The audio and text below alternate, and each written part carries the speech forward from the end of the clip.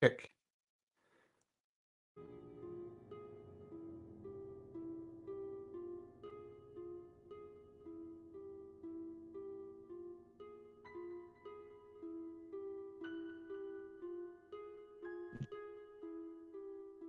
Hello. Hello, hello. Hi. I see you convinced Dylan. Oh yeah, that was easy. I just had to say, hey, I'm gonna do this. Where are you guys at? New York City. Ah, okay.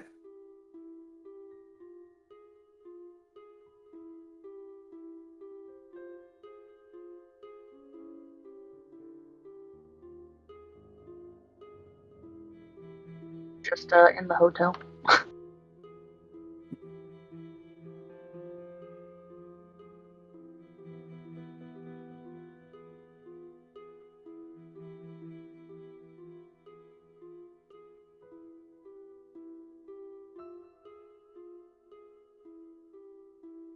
Let's see if this is still working. You guys? Hey. No more Hatum. Or unfortunately. Pretty now.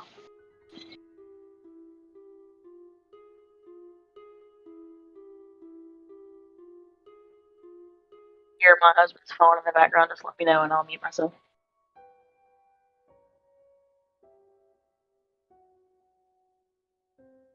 Shh. I went and bought a computer, so I want a computer.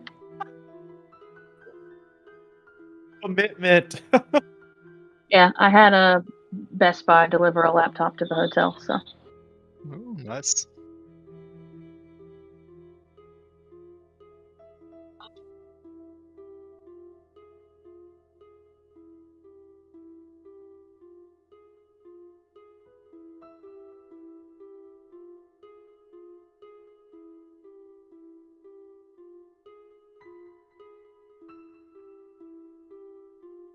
No worries, man. Glad to be back. Yeah, no worries at all.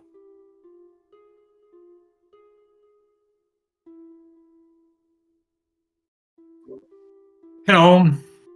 Hi there. Hey, Nice to meet you all. nice to meet Looking you. forward to play with you. Welcome, welcome.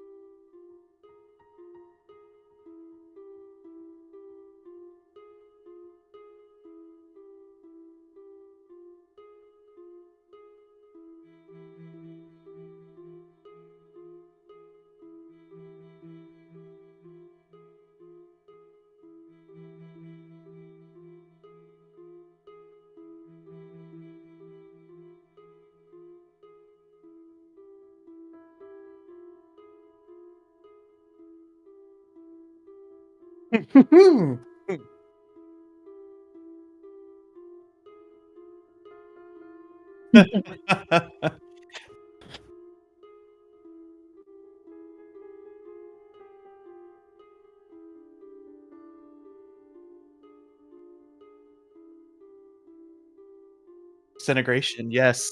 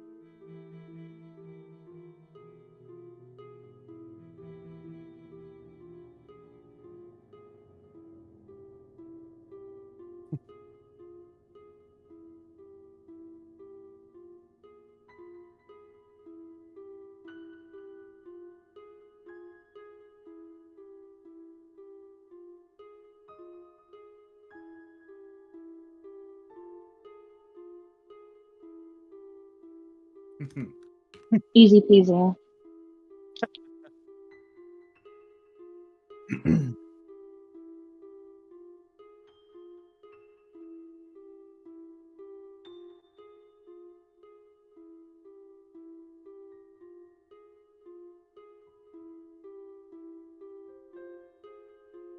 I had one thing, because you said we get to start with a feat, but you didn't list the feats for this adventure. I thought I thought there was a list in the book that says if you don't start with one of those feats, there's like 6 feats they say you can start with or something like that for this adventure. I think there was skilled, tough, and healer, if I'm not mistaken. I used that for my own campaign.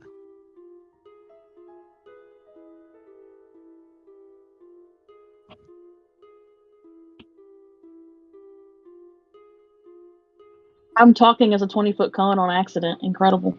It's just a Okay. Love that.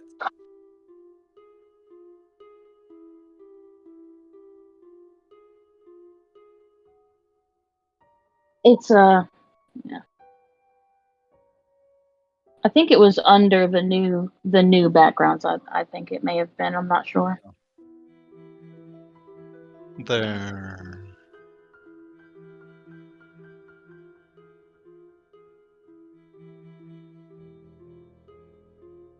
There's this one I found on the feats page. Oh, let me.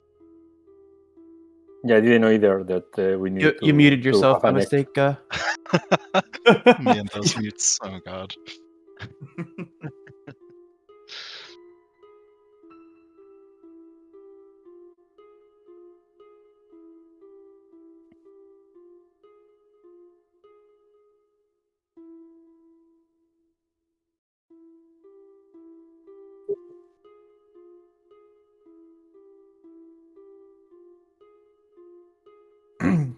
Can I counter with? Can I put fighting initiative as a thrown weapon fighting? He says in there. Yeah, I'm suggesting this one if I can, just thrown weapon fighting.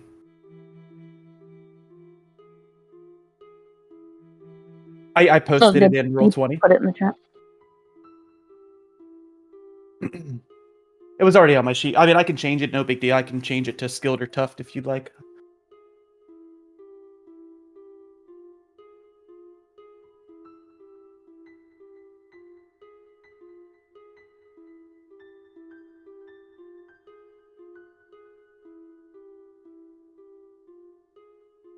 Basically, it's like if I'm unhanded and I, as a reaction attack, I can draw the dagger to make the attack without having to have the dagger in my hand. Hmm.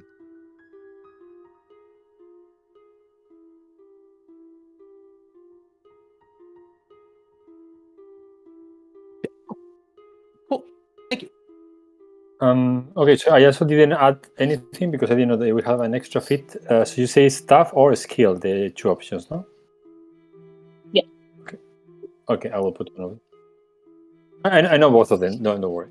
And the other thing is that maybe it's expected, but I see an empty character seat at Roll20 for Tejo.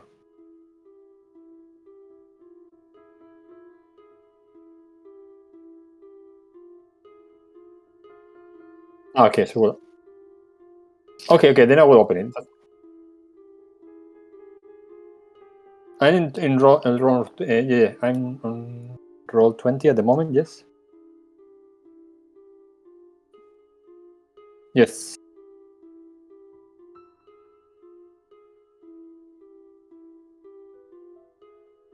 Okay, so I will have to add it.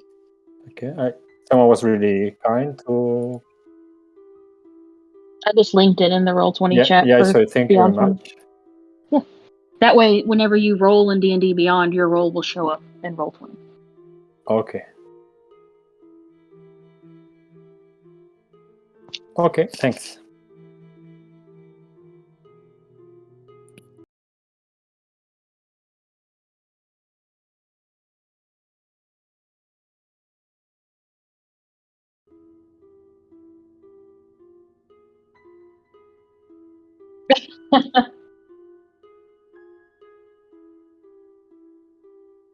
Nice.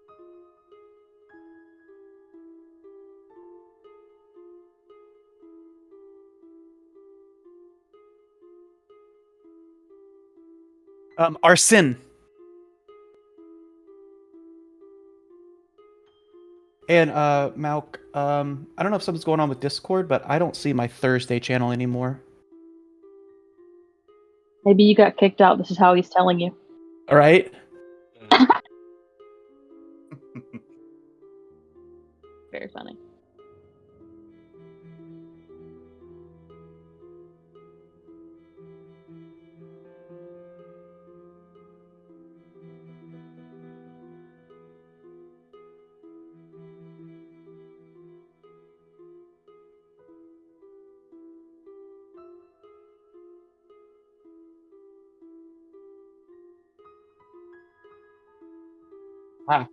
Thank you.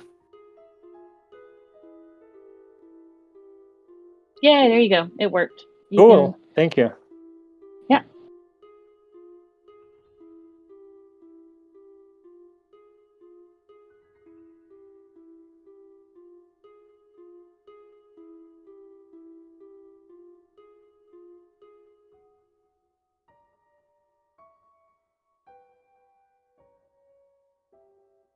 Yes, so I play since the Advanced Dungeons and Dragons, so since the second edition.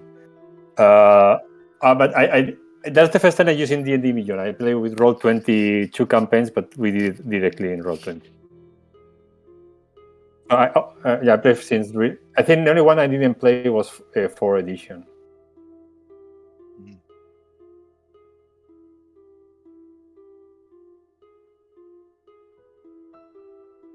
I see.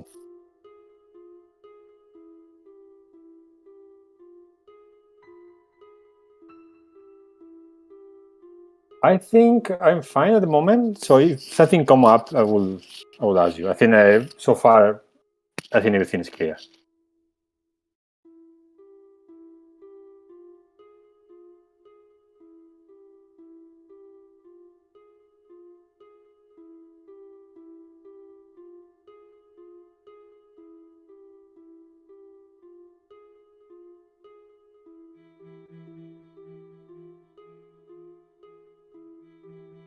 Ilva?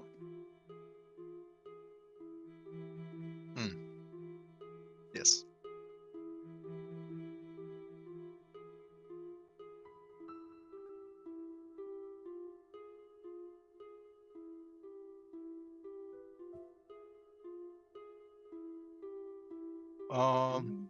Yeah. Sort of. We had a few messages about some changes and stuff, and I'm not sure if I got the go-ahead for the horse. Was that okay? Simple draft horse.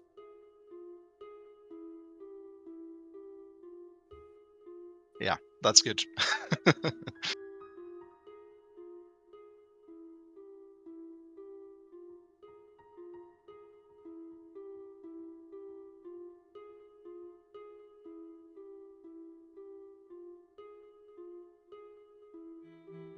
No, not completely, but we'll see.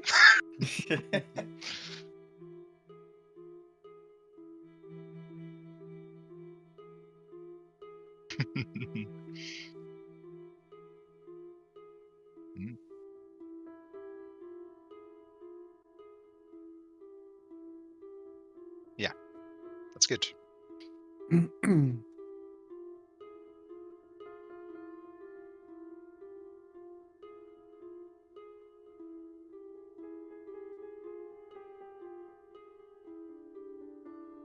Yeah, and the VAR is pretty good. Yeah.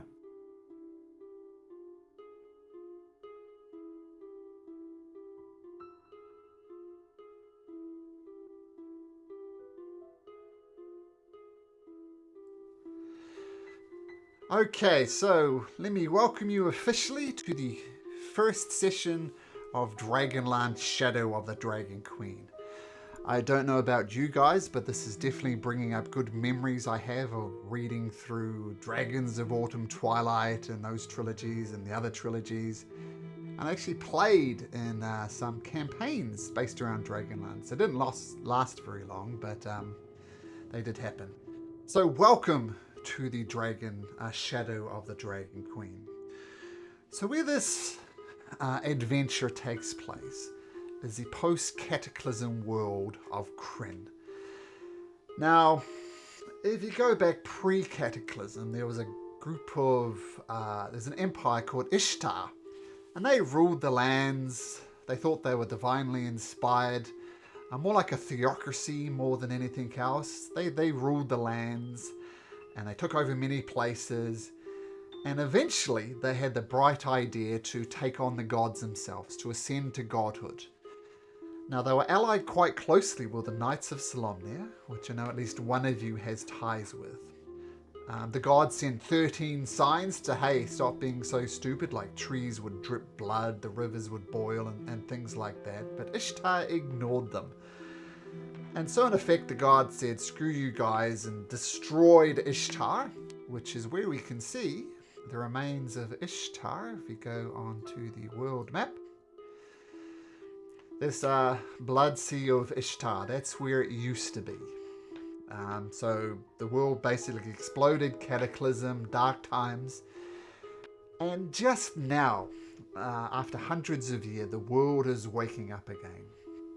A lot of people are blaming the Knights of Solomnia for not so much causing the cataclysm, but preventing the cataclysm from happening. Maybe if they stood up to the divine people inside of Ishtar, maybe this wouldn't happen. So while I imagine the Knights of Solomnia amongst you were definitely aspirants, there's this background untrustworthiness of the Knights of Solomnia. They're not trusted.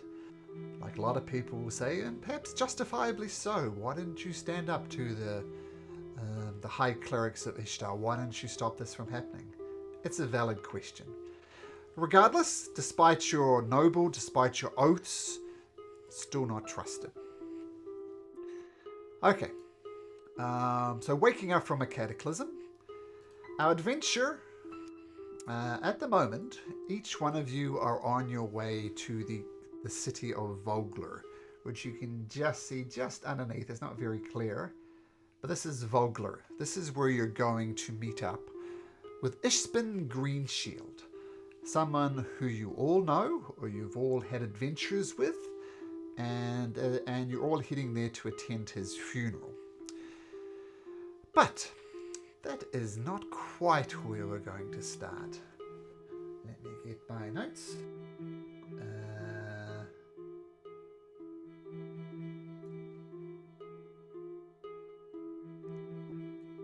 Okay, so we're going to start with Andvar, Yildvar, and Levna Drakehorn, who we'll get to just in a second.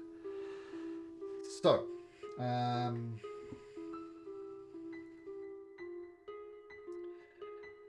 you're on your way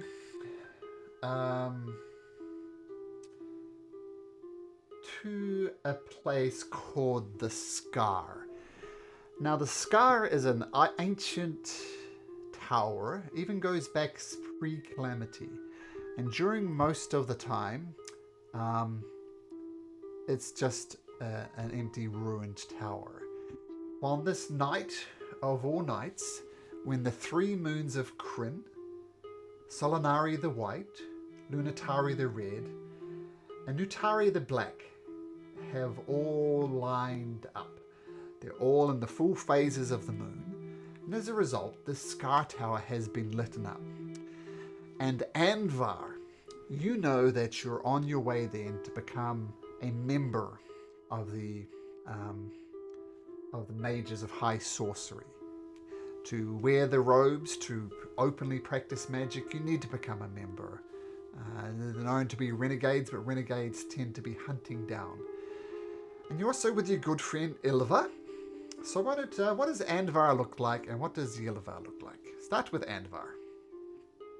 All right. Well, at the moment he hasn't really gotten his robes, so but either way, robes are pretty important to Andor at this point in his life. He's usually wearing like this big robe with this massive hood above his head to partially hide most of his face, and that seems to be really important to Anvar. Um, except for that, I guess like. Andor seems like a somewhat reserved person. He doesn't really say too much, but he's not afraid to say his opinion either. If like he sees something which he certainly doesn't agree with, he'll tell you about it. And yeah, I guess that's how Andor would be perceived at this moment. Nice. And Ilva? Ilva. She's clad in chainmail armor of matching the design of the Knights of Solamnia, so a bit silverish with engravements, I think it is, with a blue cloak and full faced. No, not the reverse of an open-faced helmet, a fully closed helmet. Usually, if she takes it off, you can see she has. She's a bit of a. She's ginger. She has red hair, green eyes, freckles. She appears to be a bit slight, but slightly muscular from training. Yeah, I would say that describe her looks fairly okay. Ooh. And joining Ilva, as I mentioned to you, is the squire of this person, Levna Drakehorn. Now, Levna Drakehorn is a full Knight of Slumner. She's of the Order of the Rose, and you're very much her squire. And we'll say, as you're trotting along on your horses, Anvar will have you on a simple draft horse too, just to make it complete, I guess. Mm. And as you're trotting along, Levna, who Ilva is a squire to, she says, "Well, Ilva, seems we are accompanying your friend Anvar to the test of the high sorceries, but I must say I have some questions for you as my squire. Yes. Tell me, what do you value most about this path you're on to become a Knight of Solamnia? What are you looking for?" Well, to be honest, I guess justice. The return of justice, you could say. It's I kind of grew up on stories about the legendary Huma Dragonbane, and to see the order so reviled this day, it saddens me a bit to know that it's not this bastion of good honor, justice, and valor that it seems to be in all the good storybooks, you could say. But well, I'm resolute. With what happened to Nordmar, I think someone needs to stand up to these dragon armies and start taking back the territory that the Dragon Queen has conquered. You do know, Ilva, that you can have honor, you can have pride, and you can seek justice, even though you might be viled yourself. Those two things are mutually exclusive. They are? Well, people don't need... Well, explain to me. What does that phrase mean to you, honor? What is honor? Well, to stand up for what you believe in, to protect the small folk, to serve with honor, to never falter, to be resolute in the face of death and destruction. And which of those things require the approval of other people, Ilva?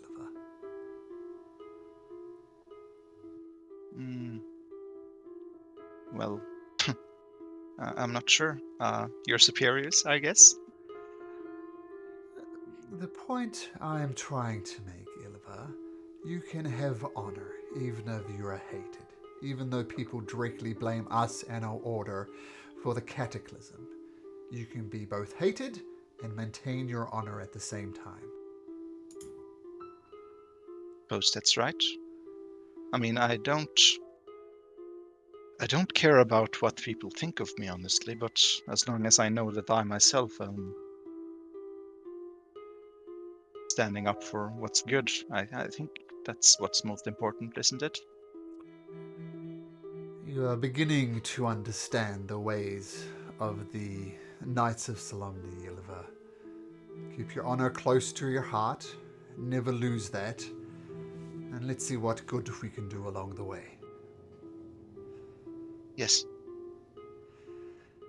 And, Anvar, we're accompanying you on your little jaunt to the Towers of High Sorcery. Why are you so keen for their approval? Why do you want to do this test? Well, I'm not really sure myself, to be honest. But I have this feeling inside me that I should seek out their approval. Maybe they can guide me, help me, trying to understand, well, what's happening with me, basically. Yeah, I'm not really sure. I just have this internal feeling that it's the right thing to do at the moment. While I do not understand the intricacies of magic, I'm thinking that the path you're on is not too similar to your friend here, Ilvar. It is a journey. Ilvar is now but a squire. She might ascend to something much greater, and I suspect that's the path that you're on. Well, I wouldn't be against it, so to say. The thing that's most important to me is to be able to be useful to the people around me. If I could be useful to Ylva or yourself, I would be most appreciated that. As I said, I do not know terribly much about the ways of the wizardry. I assume you've spent your years cloistered in a library studying the ancient scripts? On the contrary, my lady, I've only recently, well, gotten a grasp of understanding this arcane that I'm wielding at the moment. This is all too new to me as well, to be completely honest with you. Well, once again, I am not knowledgeable in the ways of the magic, but it seems you've been given a powerful gift, Anvar. Well, I hope it's a gift at least. I guess time will tell. Well, you could be right. It could be an actual curse, but time will tell. And now that you're approaching this place called the Bar, this jagged half-ruined spire of grey stone, and you know before you, many of those who aspire to join the Mages of High Sorceries has come here to prove their magical proficiency. The bar, as I said, is usually nothing more than a ruin. Its construction predating the cataclysm even. But tonight, on the night of the eye, where Kryn's 3 moon align, the ruin is alive with magic once more. And soft light shines from the archway leading into the structure.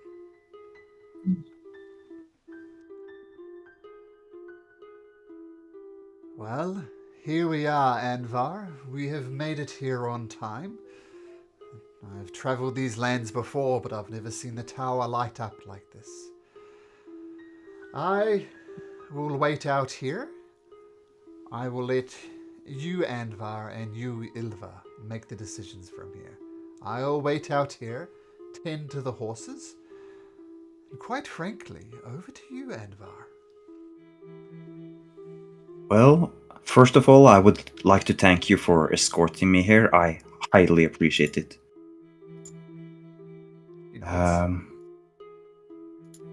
And well, Ilva, are you comfortable with joining me? To be honest, this light is quite ominous. I don't quite like it. You sure this is okay? I mean, all 3 moons in full phases, that's a bad omen, isn't it? Or is it a good one among your people? Well, I'm not really sure myself if all 3 are a bad omen or a good omen. But I do know that the light of Solnaria gives me a good feeling, so I will try to focus on that feeling instead of worrying about the other moons. Okay. You can't control your magic stuff, right? Well, I can, but I would rather not use it at the moment because it's against the regulations of the well, the guild, the high sorcery. Oh, right, So- right. I remember the stern looking you got when I told the others that you had healed me.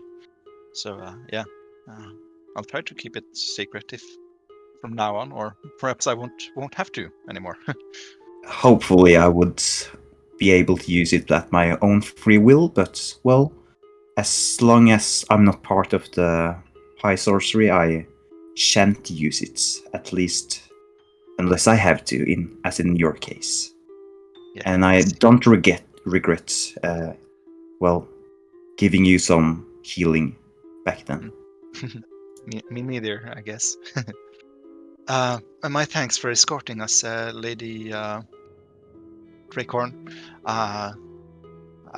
If Atger is getting antsy, there's a pouch of carrots in one of the saddlebags. Just yeah, he Of course, Ilva, calms of down. course. Thank you. Well, Anvar, let's suppose we can go.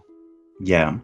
Anvar is gonna bow to the lady and continue into the tower. Okay. As you enter the tower, you go through the arch, and the archway opens up into a large atrium, lit with flaming sconces and adorned by grand tapestry depicting Kryn's 3 moons. Doors circle the room. The light of the moons cascades through broad windows high above. At the center of the room stands a serene woman with long grey hair and red robes. She nods as you enter. Now this is the official first roll of the campaign. We're going to have Anvar go first. No pressure, but you're going to set the tone of the campaign. Can you make a perception check, please? Let's see what the first Oh, roll You got is going to this. be. Perception, that's not my strongest, but I let's believe- see. By Solinaria, yeah, it's fine. Ooh, pretty good. Nice. Ooh. That's nice. Ilva, Mm. same perception check. Yeah, well, lucky we got Anvar. That's much better. I did this in one campaign to set it up like this, the first roll of the campaign, and it happened to be at advantage. The guy rolled 2 natural ones. Oh my god. What you notice, as I said, doors circle the room. They're not really similar, but you notice that if you went through that door with the layout of this tower, you'd end up outside the tower. So it's slightly odd. You suspect some skullduggery or some magic is going on, because plainly these doors don't open to the outside, but also at the same time they open somewhere. Now, this woman with the long grey hair and red robes, she says, hello. I believe we have another hopeful initiate. What is your names? My greetings. My name is Andor, and you're quite correct. Are you here to take the tests, Anvar? Well, I believe I am, yeah. The journey to become a true mage of high sorcery starts here. we're going to, shall we say, test your aptitude with your magical abilities. And all going well, we'll assign you a robe. This robe allows you to, shall we say, practice magic freely. If you're to practice magic without these robes, well, let's just say we have certain acquaintances who will hunt you down. I think I understand. May I ask one question, Mrs. Rovina? Of course. Do these robes have a hood with them? Yes, they do. Okay, that's good. You want to hide your face? Is that it? I don't really want to go into personal matters at the moment, but you're correct in the matter. Well, you have piqued my curiosity, if nothing else. And one of her gnarled fingers go to... You're wearing a hood at the moment? Yeah. One of her crooked fingers goes to lift up your hood to reveal your face. Do you let her? Yeah, I'm going to take a step back and say, sorry, miss, but I would rather not. Can you explain why? Do you want me to explain? Because I'm not really feeling comfortable. I will go to the extent and say, I think something might have happened with me when I received my powers. But yes, and it has in some way altered my appearance in how I used to look before. Make a persuasion check, Anvar. Persuasion. I can understand. So you said your powers came to you? You are not a scholar? I'm afraid not, miss. I seem to have been granted some kind of power during one of the recent eclipses. Interesting. This is not unheard of. It is not how most people spend years cloistered away in towers of the arcane. But you have been gifted. Interesting. And who are you, young lady? Why are you here? My name is Ylva Murtumdotter. I've been ordered to escort Anvar here to this trial. Part of the Knights of Solamnia, as you can see. Oh, a Knight of Solamnia. Interesting. Well, I assume your kinds are used to taking orders from the high clerics of Ishtar, shall we say? I suppose I was not part of the order back then, so I just think the order should be a bit more like when Huma Dragonsbane was alive, you could say. But I've seen Anvar's powers, and I mean, he's a nice guy. I think he should be ordained. I think he's That's as good what's as the word word as for any. that in Solemnic? Sorry, Solemnic's not my first language. Tell me, Ilva. Responsible. Tell me, Ilva, do you pledge allegiances to groups, to organizations? I suppose, but you could say it's more of a personal ideal. What's in Est Solaris ut mitas? My honor is my life, right? Ooh, well done, Christian. That's awesome. Now let's say, hypothetically, if you aligned yourself to a certain organization, and that certain organization, shall we say, started doing wicked things, would you still pledge your allegiance to them? Or would you change and seek out justice? What would you do? Well, if something good has been changed for the worse, and that's something I'm part of, I suppose one would have to change it back to what it used to be. I don't think just abandoning it would do any good. It would just leave it rotting and bad. That is a good answer, not the one that I was expecting. But Ilva, you're more than welcome to attend the trials with the Anvar. A few simple rules you must follow. To pass the knight's test, you must face the trials in one of the tower rooms, which are accessible only for tonight. The trial requires magical talents. Shall we say there is no lethality to this test. It provides a foundation for the real test. The goal is to complete the challenge presented in the room. There are different challenges depending on which room you choose. Now you have until night's end to complete this test. If you do not bid, the room will vanish and your test will fail. Do you have any questions, Anvar?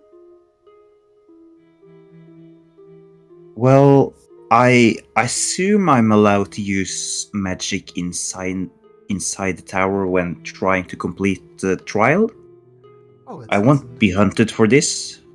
It is not forbidden. In fact, it is to be expected. Okay, well, then I think I understand. Well, you see 3 doors here. They're all equally nondescript. Pick a door. 1, 2, or 3. Do they look like exactly the same? They do. Okay. I'm going to take the door to the left, I believe. So Yeah. that'd be number 1. Well, and nothing else to say but to wish you luck. And if you succeed, we'll talk about robes. Thank you, Mrs. Rovina. So you walk up to the door. And as you open the door opens into a wide rotunda with black stone floors carved with elaborate runes. The interior is empty, save for a single pedestal at the room center. Atop the pedestal is an ornate key that balances on its tip. Behind you, the doorway through which you entered vanished, and on the opposite side, an identical closed door appears. What do you see exactly? You see this exactly. Oh, he's not there. Go away, Rig. So key here, door here. Or say Okay. the door you enter through. I see. Well, I guess I will try to go to the key and... Ooh, there's something blocking me, perhaps? Yeah, you walk in, it's as if you're walking into a force field. Can I try to... Well, get a feeling of what exactly is blocking me trying to delve into my magical powers and attune to it in some kind of way to try to understand it better? You can do an Arcana check if you like. Ouch, yeah. Anvar is still new to this. Yeah, it presents as just a force field would be how we'd describe it. It's just invisible, and you walk into it, you almost, break your nose, but you plainly cannot progress any further in that particular direction. I see. Well, I'm gonna try to feel around. Me to come in there with you, Anvar? Or am I waiting out here? I think... Well, I'm not really sure, Ilva. Maybe it would be better if both of us tried. But as Miss Rovina said, you would have to have some magical prowess. But sure, yeah, I would like your assistance, please. If you notice anything, I would be more than happy to hear about it. Did I get the assumption that I am to accompany Anvar Yes. the test? Okay, yeah. You can help. At this point, I'm just gonna turn around to Ilva and say, I think there's some kind of magical force field, but I've been trying to feel around, and I think it might be an invisible maze. Oh. Oh. That's curious.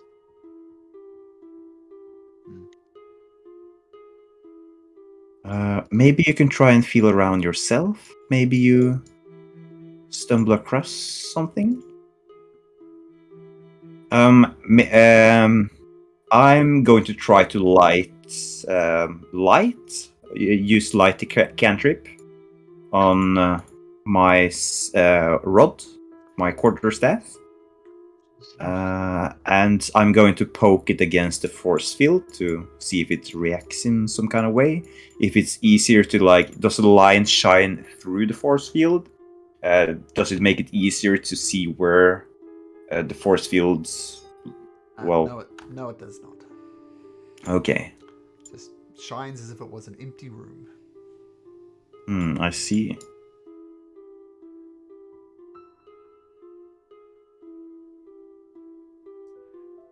This, by the way, is Malcolm making use of the new invisible walls feature. Not like when Anvar walked in and just banged his head. Yeah. I don't think there's a maze either at all, actually. Or maybe this? I'm not sure. Well, and we'll do some magic thing. Let's try to attack the force field with Ray of Frost. Okay. Make an attack, assuming Ray of Frost is an attack roll. Yeah, make an Yeah, attack, it's an spell attack. 15. So your frost shoots out and hits the wall.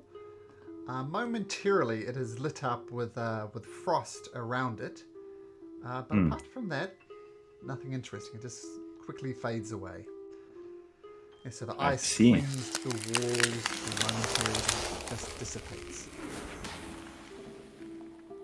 Well, that's rather curious.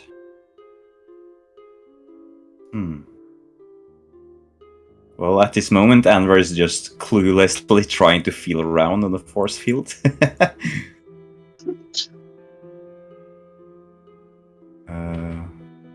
Maybe I can try to investigate the door.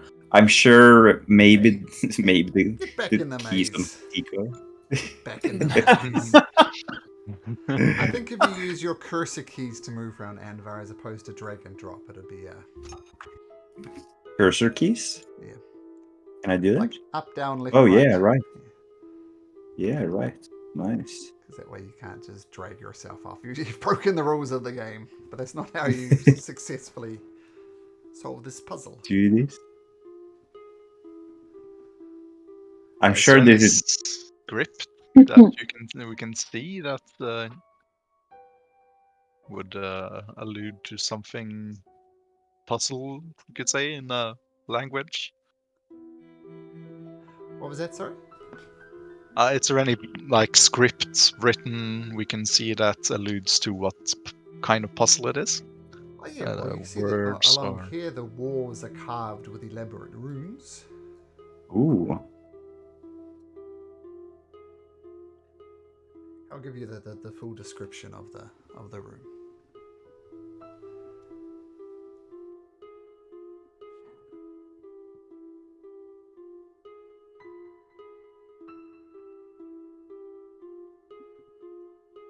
Can anyone hear my button mashing? Mm-mm.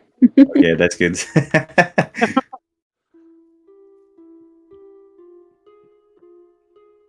I feel like I'm just going back and forth at this moment, at this time.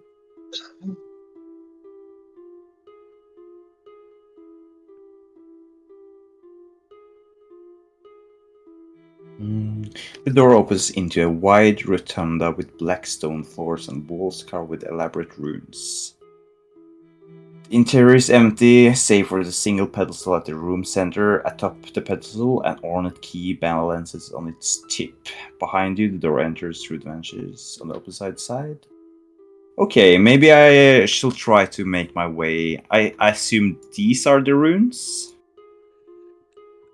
The map is a little deceptive. These runes are actually on the wall, and they encircle the entire Okay. place. So there's runes everywhere around the So- walls of the room. If I stand here, can I look at the runes? Yeah. So it's as shown on the map, but it isn't visible because of the wall. But yeah, you can see the entire room from there. You can see the entire room from anywhere in the room, in fact. So you can definitely read the runes from there. Am I able to understand the runes? Let's have you make an Arcana check. Yeah, I did earlier. Do you want me to make a new one? Yeah, this is for studying the runes itself. Okay, yeah. We're studying the force field. Thing. Oh my god. I think there might be something in there, but it's not immediately apparent to you. And you are still used in the way of Arcana, and given that you were given these gifts as opposed to studying these gifts, there could be something in the runes. If you sat down and studied them for a while, maybe it doesn't become immediately apparent what these runes mean. Okay. May I, on this roll, may I use favored by the gods? Just to, maybe I get something more out of it. Sure, of course. What is Let it? me try to send it. A 2d4. Okay. Maybe it helps, maybe it doesn't. Let's waste it first thing. Oh, Ooh, wow. So as you're Favored by the gods indeed. As you're studying the runes, Anvar, all of a sudden the patterns, everything slowly click into place. The DC, by the way, for working this out was 14. So you needed to roll high on your favored by the gods, and you did. So well done.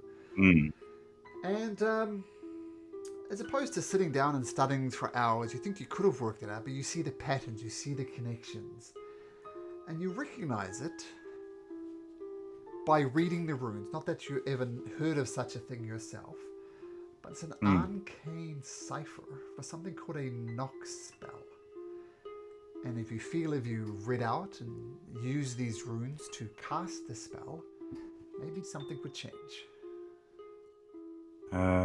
Well, I think I'm going to try that. Yeah, I'm gonna read out the runes and try to see if I'm able to get any magical output from it. So you read out the runes. Mechanically, think of it as acting more like a spell scroll.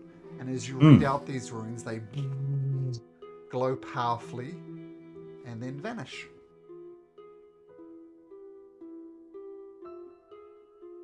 Okay, the runes vanish, but anything... Ooh, something did happen indeed. Well, I'm next to the key. Maybe I'm going to try to reach out and grab it? The key slightly odd in that it's standing up on its tip, but you reach out and grab it, you have a key. Well, Ilva, it seems that we have a key. Should we... You solved it. I think I did, yes. Well... Is this the only trial, or is there more? Oh, I don't expect it to be this easy. I think we're going to, encounter harder obstacles further down this path. But I guess we should stay positive. We've managed to get so far, so let's hope we manage to get all the way through. Yes. Okay, I'm gonna insert the key into the door. Oh, the key's technically here, but sure. Oh. But you put the key in the door and turn it, and the door opens. Okay. And as you presumably step through the door, you find yourself back in the atrium of the Barb. And Ravina says, well, I did not expect you to be here so quickly, but it appears you have solved the riddle. Well done, Anvar. Oh, thank you very much. I feel like I had some divine guidance helping me through understanding this magical. So, well, I'm not sure, but something in a gist of inspiration or gist of insights helped me. Yeah, Do I'm not take I'm this thankful. the wrong way, Anvar. What in the hell are you talking about? Divine intervention. The gods have been silent for years. What are you talking Well, about? yeah, I don't know. It's just some kind. Maybe it's magic for all I know. I'm not really well attuned to this yet. But it feels like it was something helping me from insides. Well, it's hard for me to fully explain. Do you have a feeling like this sometimes? No, I do not. The knowledge I get comes from books. The gods have been silent for decades now. I have no faith in non-existent gods, so no, I do have no idea what you're talking about. I see. It's a shame though. I mean, when I read the stories of heroes from the past, they all sort of revered Bahamut. I can't really understand why he would not act on anything, considering all that is happening. It's People have been praying to Bahamut for years. People have been praying to all of the gods. Silence. I too have heard the story of clerics who could perform miraculous healings. Now, it's little more than herbalism. The gods are silent.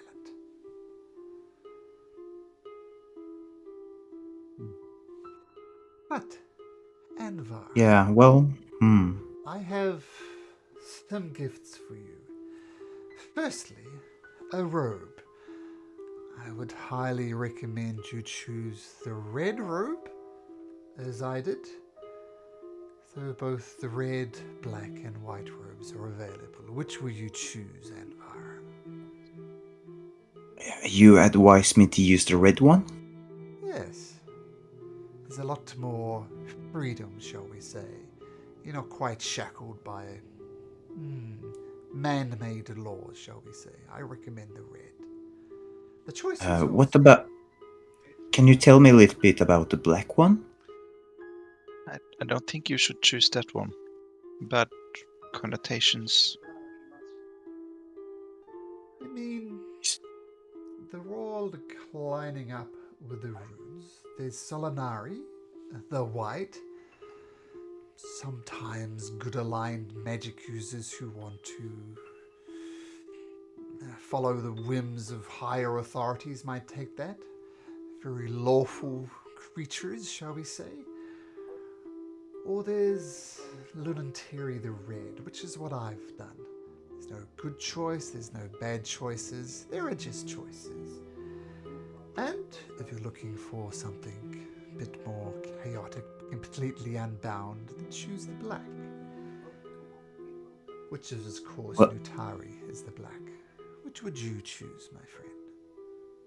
Well, whenever I look up at the moons, I do get the best feeling from the white one. So I have a feeling that picking the white robe is going to be the best choice for me. So I'm sorry about the red one, but I'm sure there's something for me to do with this white robe. Of course, the choice is yours. And she presents you with the white robe. The white robe is very well made, thick fabric, really, really nice robe. It's got a little golden clasp that keeps it all together. And almost in a ceremonious way, she places this on your shoulder and clips it on. So, Anvar the White, I think we can call you. Congratulations on passing the test. Now, this is not the only gift I have for you. I'm not sure this will be entirely helpful to you, given your innate talent, but presents you with a very... I'm going to put this in Discord because there's no link for it. So if you look in Discord, that's the book she hands you. Ooh. This is... I'm not sure if you're the one to record the arcane mechanics required for doing it, but take it as a gift. You could use it for keeping notes, or any one of a number of things. The choice is yours. Well, maybe it will help me to understand this arcane better. Maybe to help me understand, well, how magic in itself works a little bit better. At the very least, it's a nice notebook. Well, I humbly accept your gifts, and I most well, thank you. That's what I'm trying to say. Now, this is the first step to becoming a true mage of high sorcery. You're free to practice magic as you see fit. But for the next stage of your trial, shall we say there's a bit more lethality to it, I need you to visit someone to continue your training. The person you need to visit is someone called Wyhand, who resides in the city of Kalaman, quite near Vogel. Seek him out and he will continue you on the journey. Now, I'm also going to hand you this scroll. Your job with this scroll is to hand it to Wyhand and tell him that I sent you. I cannot emphasize this enough. Do not open the scroll. Hand the scroll unopened to Wyhand. Do you understand me, Anvar the White? Yes, do not open the scroll and deliver it. I shall protect it with my life. Well, Anvar, nothing else much to say except for congratulations. And Rory's gonna take a big bow, nearly all the way to the floor. Thank you. And please, see yourself out. Of course. And, well, Ilva, should we move onwards? Yes, Anvar. Thank you, Mrs. Lady Ravina. Sorry, honorifics is not my good side.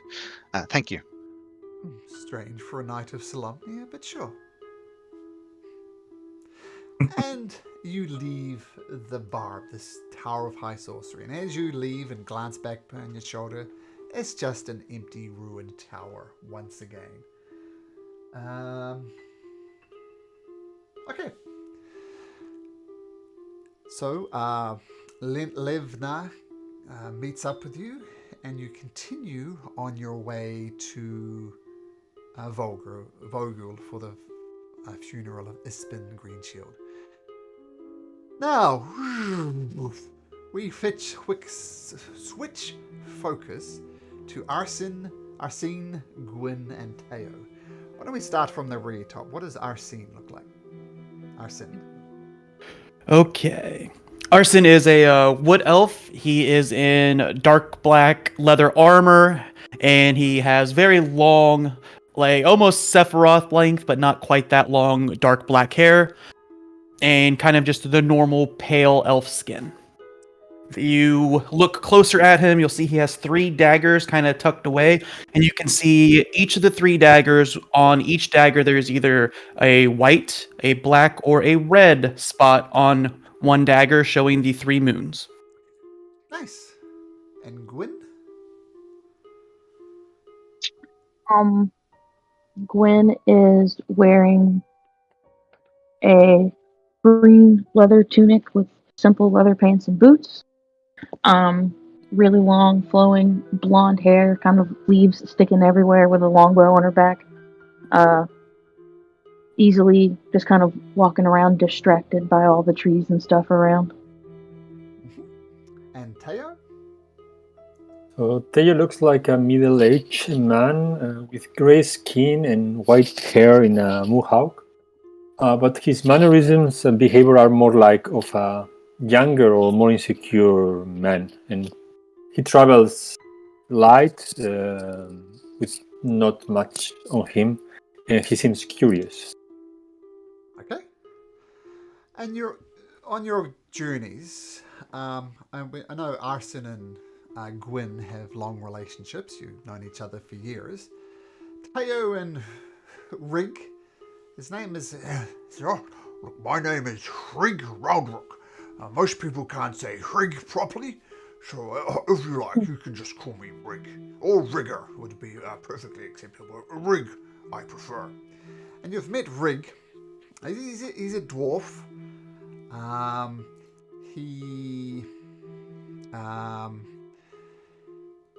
He's got a big maul with him.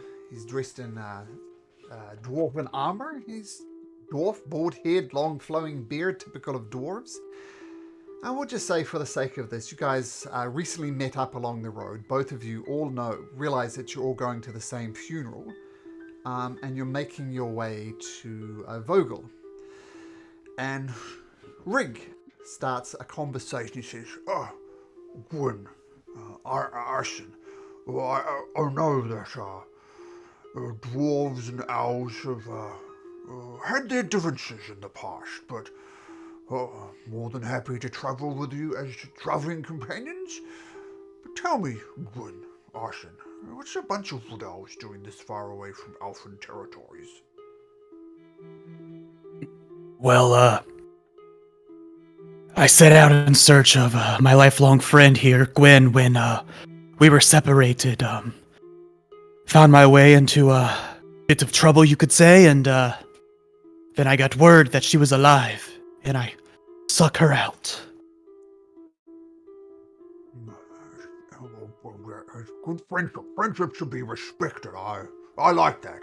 You didn't actually answer my question, though. Well, I guess maybe the question goes to you, Gwyn. What are you doing this far out of the elfin territories? We're going to a funeral. Well, never expect a straight answer from an elf, I guess. What about you, Teo? What brings you out this way? I've been traveling for a while, searching for my brother. But I kind of lost a bit of hope, and I feel that it's now some time of try to make myself feature. So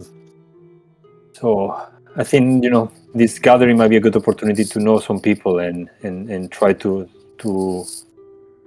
think a little bit about what's the next step. Well, I know Espen Greenfield. He has many friends, so maybe many people will be gathered there. And I'm sure we have both participated and heard an outrageous tales with Mr. Espen.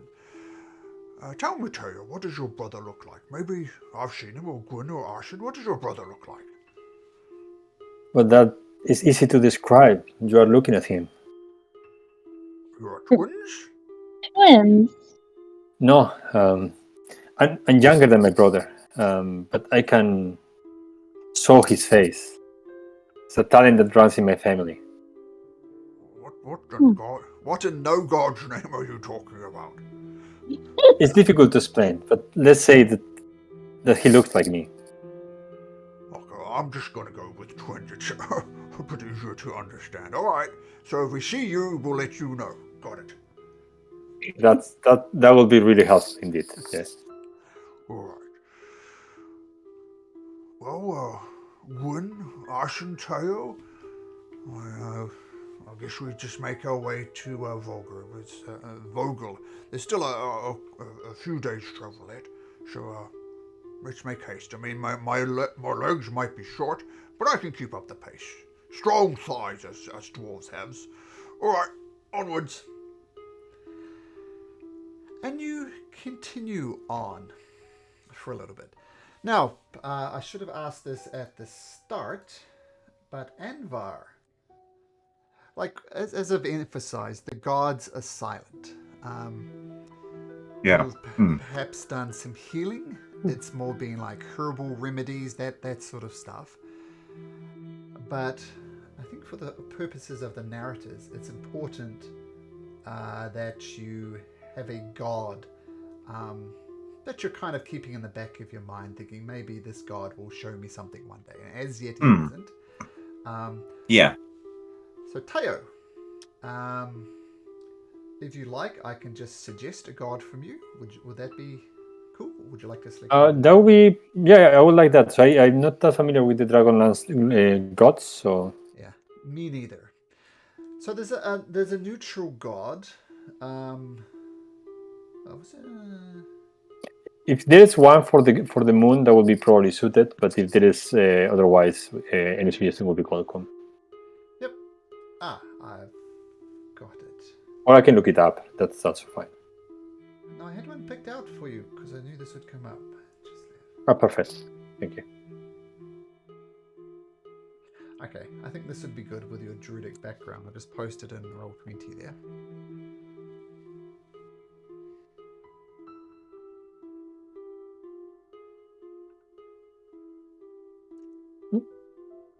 Does it work?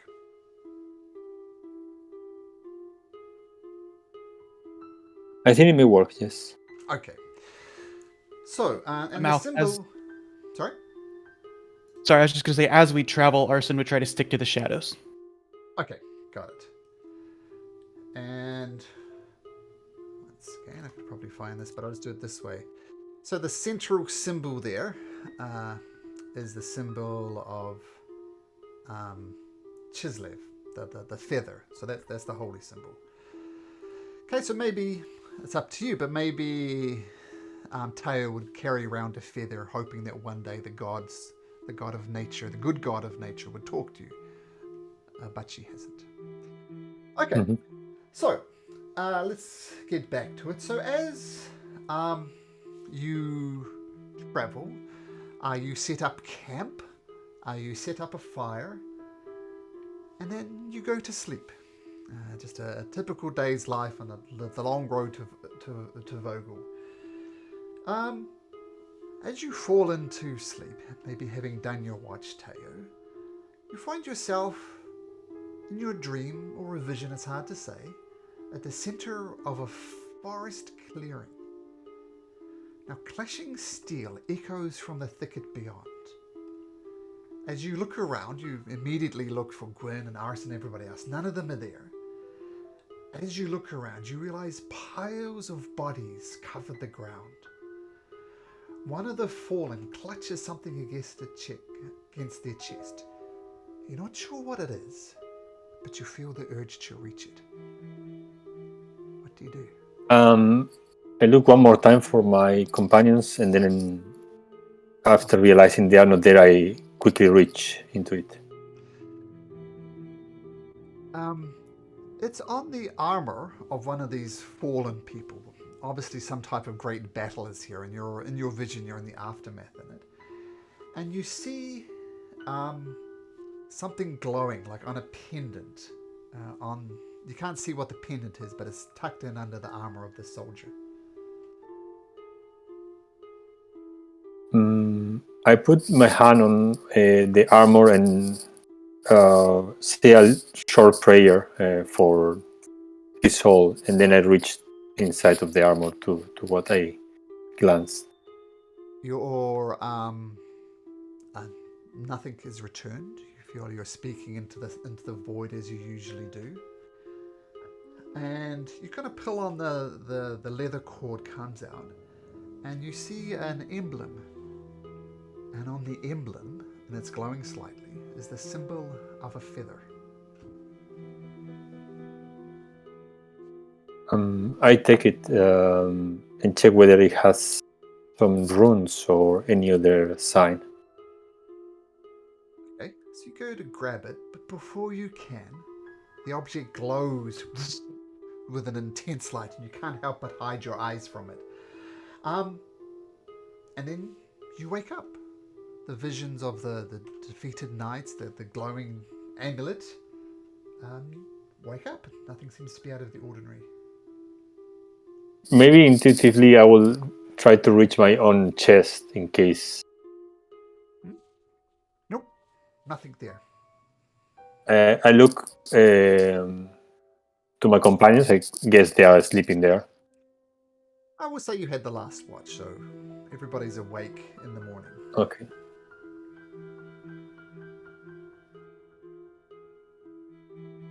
Have a strange dream. What kind of dream? A battle. Many people dead. Looks like these tales that you hear about great battles of the past. I don't know. Maybe we are going to a funeral. Maybe it's because of that. I don't know. Maybe you ate something weird for dinner. Might be true.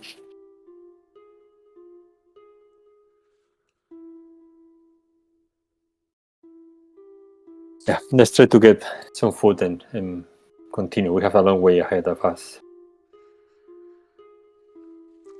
Arson will bring some rabbit he hunted in the woods, and he'll set it down and say, "Thank you for your sacrifice, my friend," and set it down.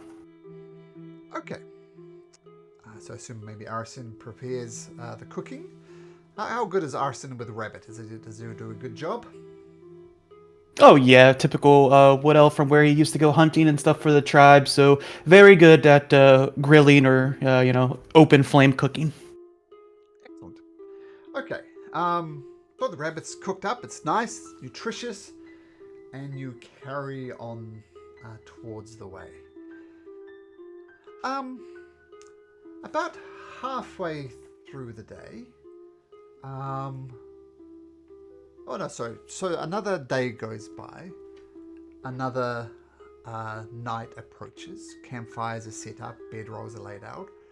And Rick says, Tayo, any idea what that vision meant? Did you see anything? Did you feel anything? I felt alone for a while, and then I found something, and I felt less, if that word means something nowadays. Well, just a dream. But- Think nothing of it. But now that you mention it, I mean, you seem like a quite seasoned dwarf. Probably you have been in battles in the past. Why, I know how to swing my maul, if that's what you mean. I describe him the seals and armors and any feature from the battle that I may remember. The armor that the soldiers were wearing was fairly nondescript. You can't put a place on it. Okay. Do you explain that you saw the amulet with a feather on it? I will wait until I give a bit of description. If there is no other way, because he doesn't recognize anything else, then I will end up with that. One of the soldiers had the symbol, the god Chisney. Oh, this is perhaps the vision you saw of a battle pre-cataclysm. As we all know, the gods are silent. Just a dream. Yeah, of course. Nothing more. I know you owls, you put a lot more faith in dreams than us dwarfs do. What do you make of this vision, Gwyn, Arson? I mean, the battles of the pre-cataclysm were really big and lots of people did die, but as to why you'd be dreaming of it, I can't say. Well, maybe he just can't accept all the death and destruction he's seen, and it haunts him in his dreams. That's true. Have you seen death and destruction, Tayo? More that I will want, but not that much, I guess. I might be, but I'm maybe more worried about the future than about the past.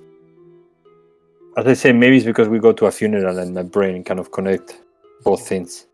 Yes, I've had thoughts of Ishbin myself. The son of a bitch. Quite the adventures. Is that what you're looking for, Teo?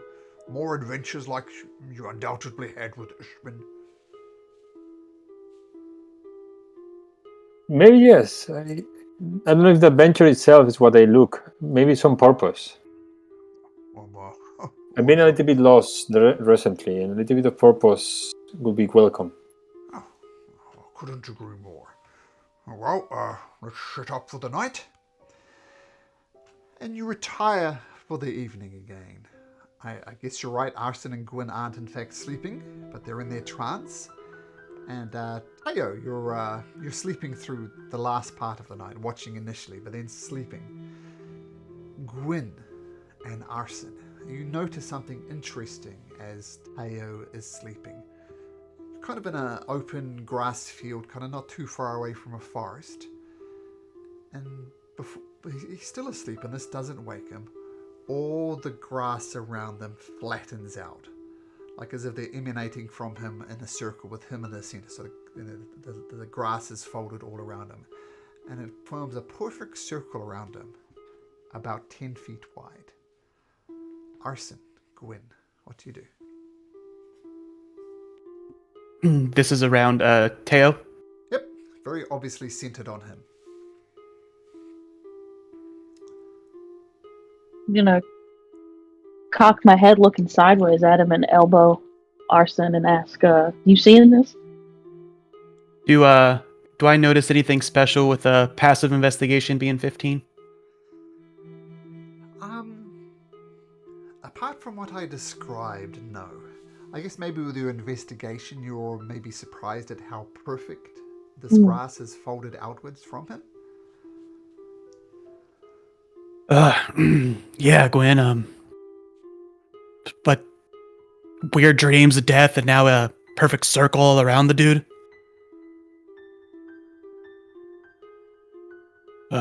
Should we wake him? Sure, and I'll step into the little flattened circle to go poke him. He doesn't respond. He's still alive, presents as if he's still sleeping, but your little poke doesn't wake him up, Gwen. I'll shake him a bit at his shoulders. Still the same thing, presents as sleeping. Is there like a pond or stream or lake near where we're resting? Sure. Yep. Gwen, remember back in the day when people fell asleep? We should put them in the water. I'm not gonna put him in the water. I'll walk over to the water. I'll scoop some up and just kind of slap him around with some cold water. So you drag him to the riverbank and do what you said, Gwen. Splash him with water. Still does not wake up. Curious. Let's focus on Teo for a second. Teo, you feel you're dreaming, or perhaps it's a vision or something similar. You look around for Gwen, Arson, and Rig. Nothing. What you do see is you're in a forest. The forest is mostly like in autumnal colors, maybe even in winter, like a lot of brown and brown leaves, some of them still clinging to the tree, some of them rotting on the ground.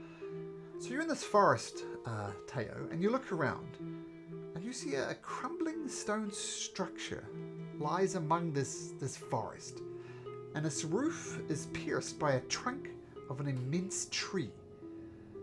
And the immense tree is just alive with spring colors. It's got bright green. It's even bearing some very colorful flowers, which is unusual for a tree.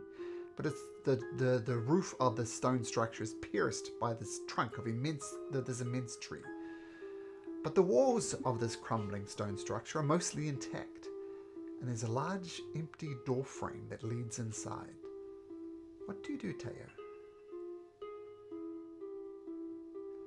I try to see whether I recognize any symbol, anything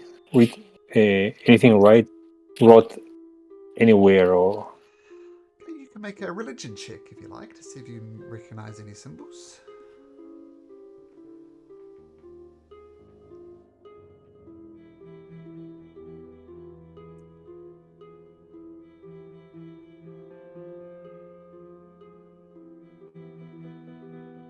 11. Don't recognize anything. I mean, obviously you've thought a lot about the god of nature, but nothing reminds you of Chislev or any other god for that matter. I walk forward, keeping an eye on the situation. Not sure yet whether this is a trap or a call. As you get within about 20 feet of this crumbling stone structure, you hear some voices coming from inside.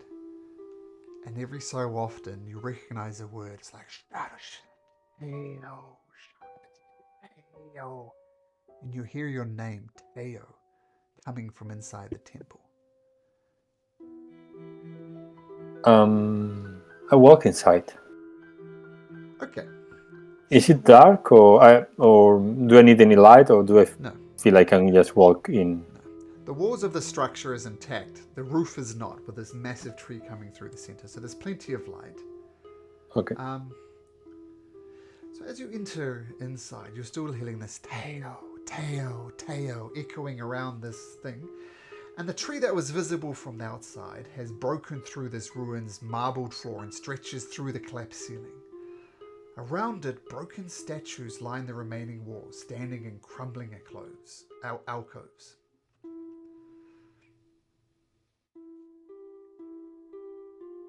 Do I see who is chanting?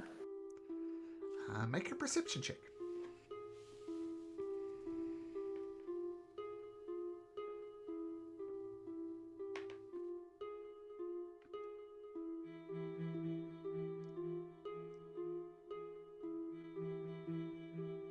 Ooh, 23 is pretty good.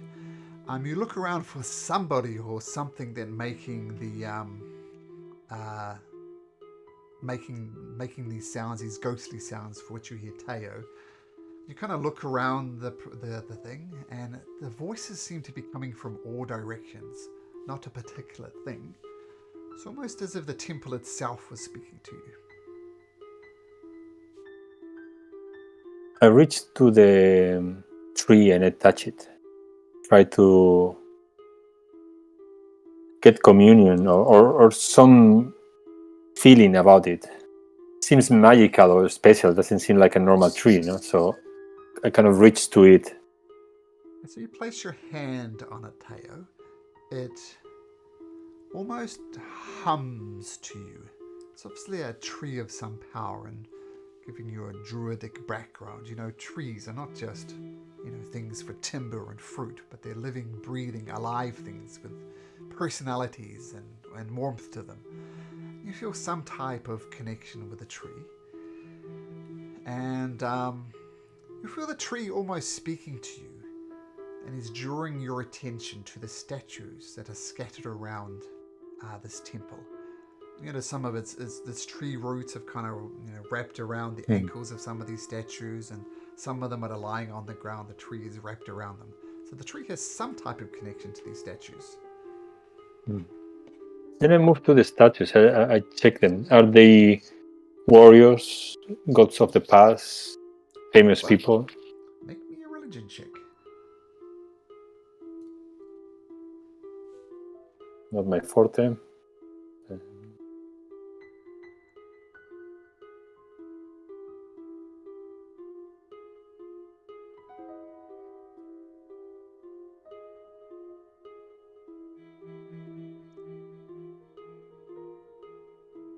Seven.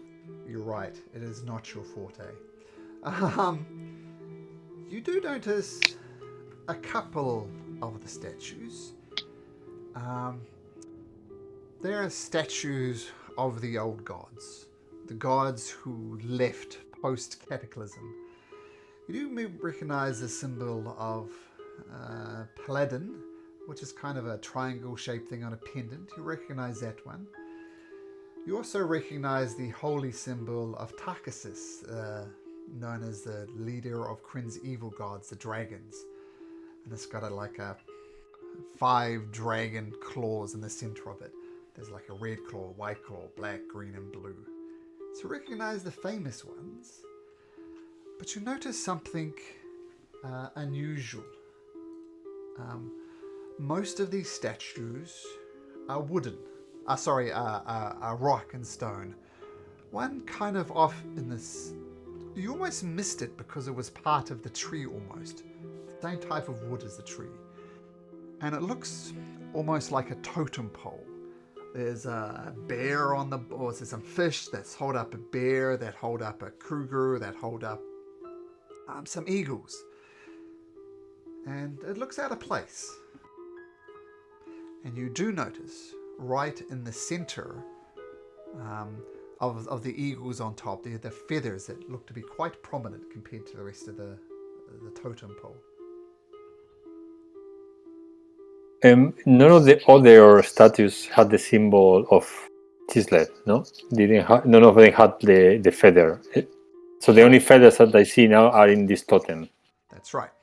I mean, there's every one of them bears a holy symbol, but you only recognize Paladin and Tarkasus, and of course Chislev now. I got, yeah. So I go now to this totem, and before touching it, I'm gonna use, if I still can, Druidcraft. Nope. Can I conjure? No. Okay. Nope. You have at the moment you have no of your druidic abilities. No power. Okay. Then I'm gonna approach, investigate first whether I see something that I didn't maybe recognize from afar, and if not, I will probably touch it. You touch the totem pole or the feather on the totem I will first investigate if I see something, maybe place that is supposed to be touched, or a symbol, or some information on the totem. And if I don't find any, I will touch it. You don't find anything. I mean, it's a well-made totem pole. It looks great. It's well-made. It's suffered a little bit over the time, but nothing obvious. And you reach out and touch it.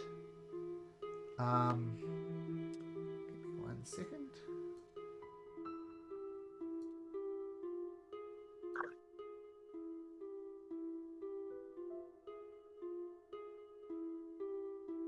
You hear a voice. The voice is different to the echoey voice you've heard before. This voice is very localized to this statue that's lying on the ground. And you hear it saying, Teo, Teo, stand me up. Okay. It seems heavy, no? I imagine it like it's at least as big as me or bigger. It's bigger than you, like about 8-9 feet tall. I'm not a strong man, but kind of a smart one. So I take my rope and kind of try to lever it with maybe the tree or something to be able to pull it up. Make me a general strength check, Teo.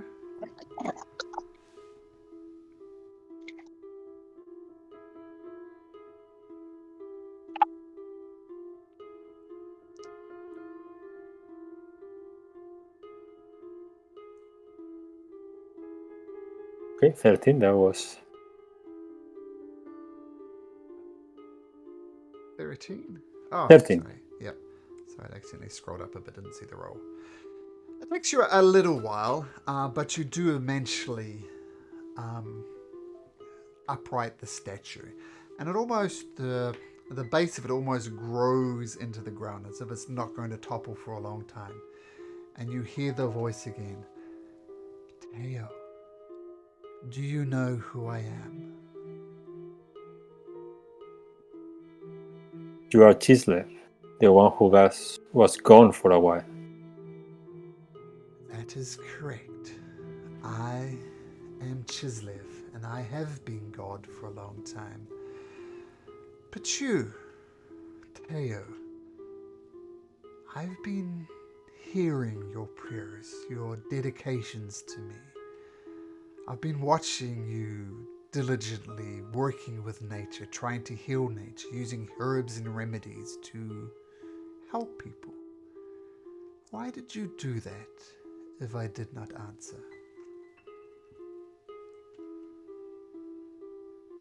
I was taught by my mother to on the old gods and to have hope and dreams and think about the future, a better future. So I thought, why not? Your mother is a wise woman, Teo.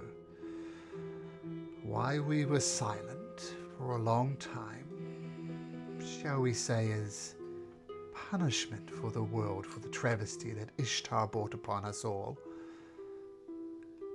I will say this to you, Teo. Very, very dark times are coming. Events are on the horizon. Perhaps something perhaps as bad as the cataclysm. I do not like this. It will no doubt mean the destructions of things. Forests burnt, weapons are made. I need a herald, as it were, someone like yourself, Teo, to go forward, to protect nature from the doom that will no doubt befall Akrin. Will you take up my mantle, Teo? Will you be my first disciple in this new age? I will join but am I worthy of it? Oh, you are worthy, Teo. You've been a faithful and true servant of nature for such a long time. I will choose you to be my first disciple here, and I'm very glad. You are most worthy. So, I would like to. And I know I have to learn a lot, but you it will be do. my honor. I will be there to help you on your way, though. But be warned, Teo. People do not trust the gods. They will not trust you. They will call you a charlatan. They will call you names. But you will be divinely inspired by me, Teo. I'm used to not being trust because who I am, who we are. Well, I know who you are. I know where you're from. As I said, I've been watching you for some time, Teo. You love nature. Some say I am nature itself. To help you on your way, Teo, I have some gifts for you. And something steps out from the totem pole. It is very obviously a manifestation of Chislev.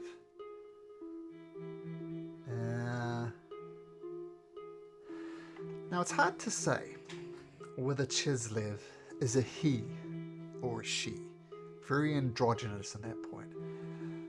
But he, she is dressed in a very elegant green robe with leaves and twigs kind of woven inside of it. It's absolutely gorgeous. And she wears he wears a crown around his head. Once again made up of vines and things, and absolutely stunning. But once again, you can't say whether it's a he or a she, very androgynous. And she says, Teo, my faithful servants, I have 3 gifts for you. And she hands out a pendant, much like the one you saw on the battlefield. It's got a symbol of a feather on it, and almost vines, not leather, but vines form up the necklace portion of the amulet. Take my symbol, Teo. I will suggest you wear it under your clothing until people are more accepting that the gods may return to Kryn. I would do so, and I take it with me. You tuck it under your shirt? Yes, as I've been told, yes. Okay. And then she reaches down and brings up a fairly mundane looking twig in her hands. And the vines start twisting around this twig, and it grows taller and taller and taller until it gets like a top to it with like vines concentrated at the top. And it gives off a very pale green light from the very tip of this staff. Mhm. And she says, Teo, take this staff with you. As I said, people will not trust you at the start. So might I suggest that you keep the tip of the staff hidden. Keep that green glow shrouded in some way. Because people will not trust you, Teo. Mhm. I take it with me and check the light, so I can. The light is. Can I control it, or needs to be physically hidden? You try to control it. You cannot. Yes, I think it needs to be a okay. physical covering. Mhm.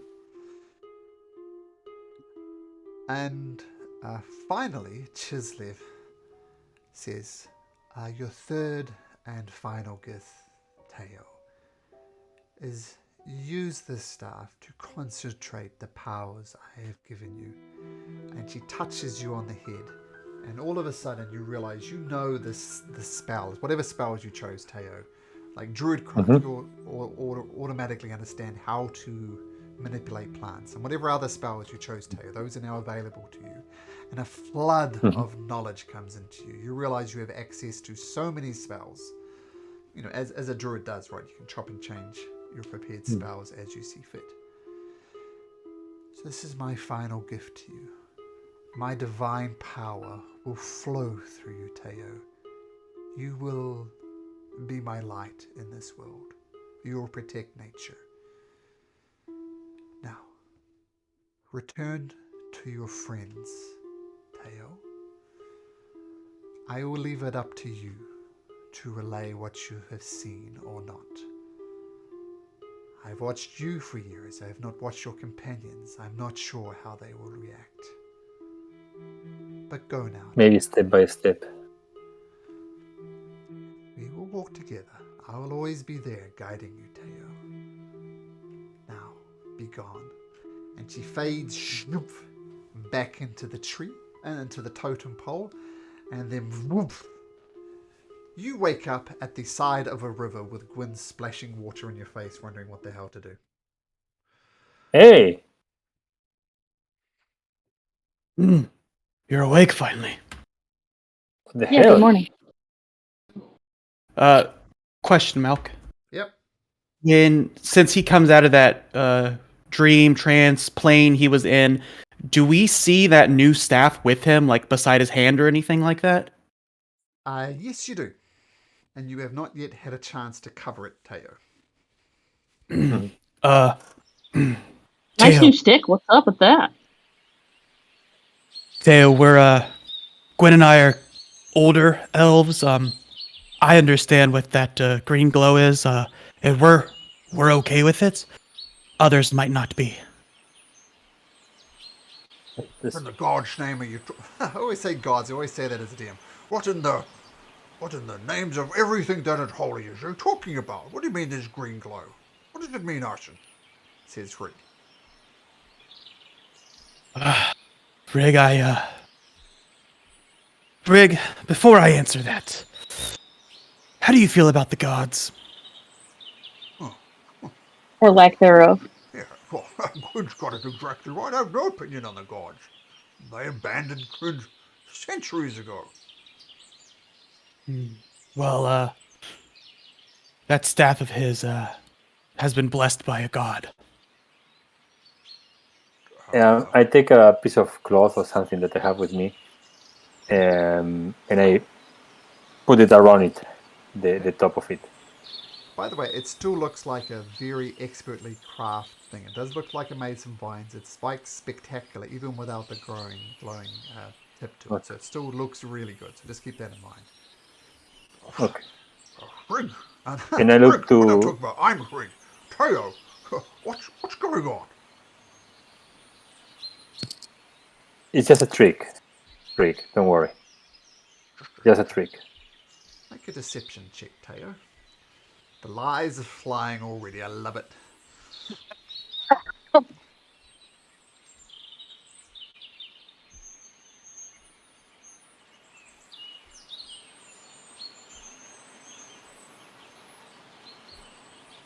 Nice. That's a mighty fine trick. Fooled you, arson. Just a You trick. dwarves. Too easy to trick. Smarter. Elbow arson. Oh, ah, And I kind of continue with whatever routine we have normally in the morning until maybe Rick is not, until I have some time with Arsene or Win alone. Sure. You go through your normal routine of getting ready, and Frigg goes to step aside and douse the fire that you're using, leaving you Arsene, Gwyn, and Teo alone. What do you know about the all gods and their blessings? well, we're both over 300 years old, so we were around when the gods were actually still communicating, per se.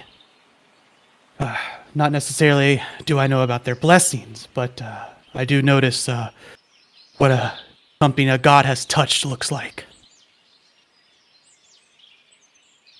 I think something is going to happen. Something bad. Something really bad. Worse than the dragon army taking over and kicking our elven cousins out of their homeland, which now they're flooding our woods.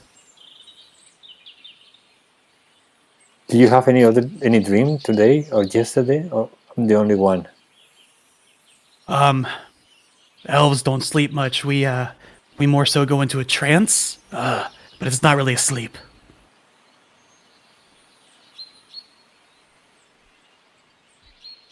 I feel Because yesterday I felt confused. Now I feel good with a purpose, I may say. Everyone Well, needs a purpose. you definitely have some type of power that has awakened in you. While you were asleep, it was like the energy in your body was radiating out, and all of the grass laid flat around you.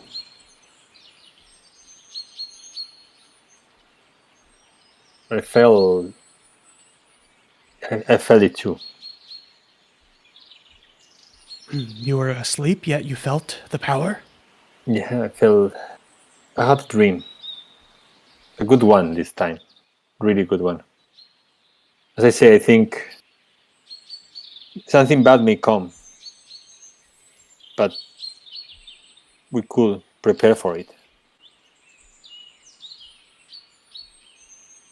Well, maybe we'll find more allies on the way to Ispin's funeral, or at his funeral. It seems he's touched many others. Gwen and I met him when he was looking for help to extinguish some goblins that were causing a ruckus in a nearby town. Yeah, it cannot be a coincidence. We are going to a big gathering. We should, at least I will keep my eyes open. I think we are on the verge of something. Indeed. I tend to agree. will appreciate. I appreciate your kind words and support, but you may know that some other people might not be that open about blessings and tricks. So, if possible, I would like to keep this between us. Yes, until we find more trusted allies, I agree. You should keep that hidden, and we should keep this between the three of us. I have nothing against Rick, but he's more old school. Apparently, he has certain opinions of elves also. old school, I would say, is a good description.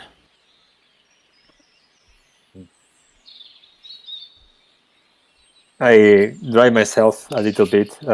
I guess you try to wake me up, because I will not. You will not manage. Yeah, Otherwise. that's on me. I was all for actually tossing you in the stream there, but Gwen stopped me. Okay, Yeah, that- and good thing you didn't just toss him in the stream. Yeah, that's that. Thanks a lot, Wayne. Yeah.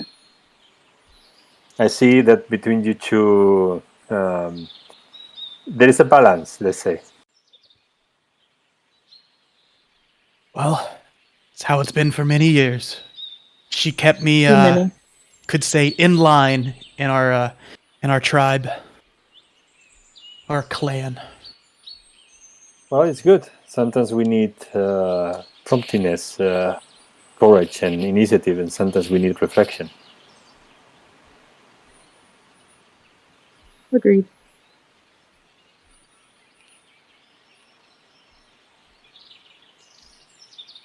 Well, Rig returns. All right. Powers of the campsite is doused. Perhaps we'll be on our way. Get to the funeral. Lead sounds the good. way, Let's almighty head off. Rig. Yeah, let's go. You start your march. You're gonna just show you kind of where you are. As I said, you're right. Volgar is here, and you're coming sort of a roundabout thing, but you're coming from the northern direction there. And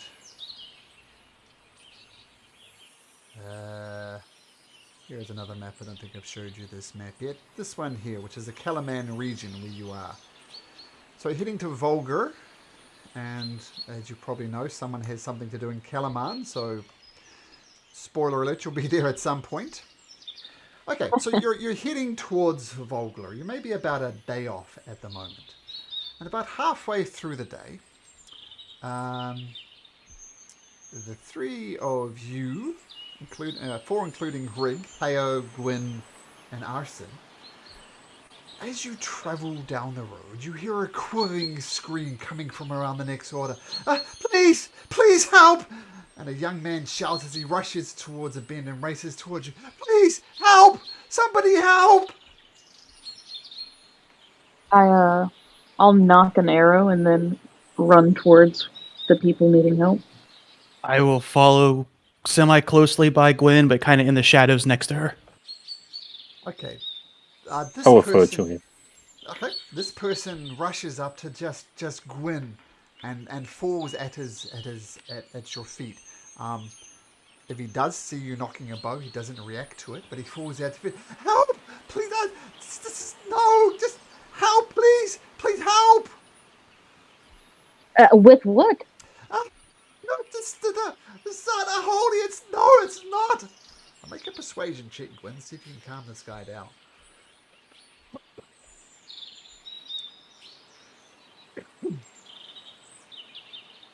It takes a good 10 minutes.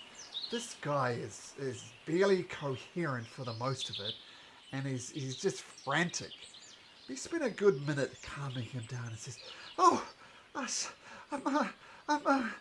so sorry." And he looks around and looks as if he's thinking he was being chased by something, but something is clearly not chasing him. So your words, together with him not seeing chase, has calmed him down. But sorry. Look, my name is Reese. And I was hired by a group of soldiers to travel with them and care for the horses. I don't know much about the soldiers, but you know they paid me a few silver pieces. So you know, money is money. But I mean, just moments ago, the soldiers were attacked by these black cloaked figures. I didn't get a good look at them. I hid in the bush while the soldiers fought them. I don't know, but it wasn't looking as it was good for the soldiers. Please, can you help? And I don't know if you like this or not, but I think some of them were knights. Maybe of Solemnia. I'm not sure. Please. Just keep me safe, keep me away. I don't know what to do. Help!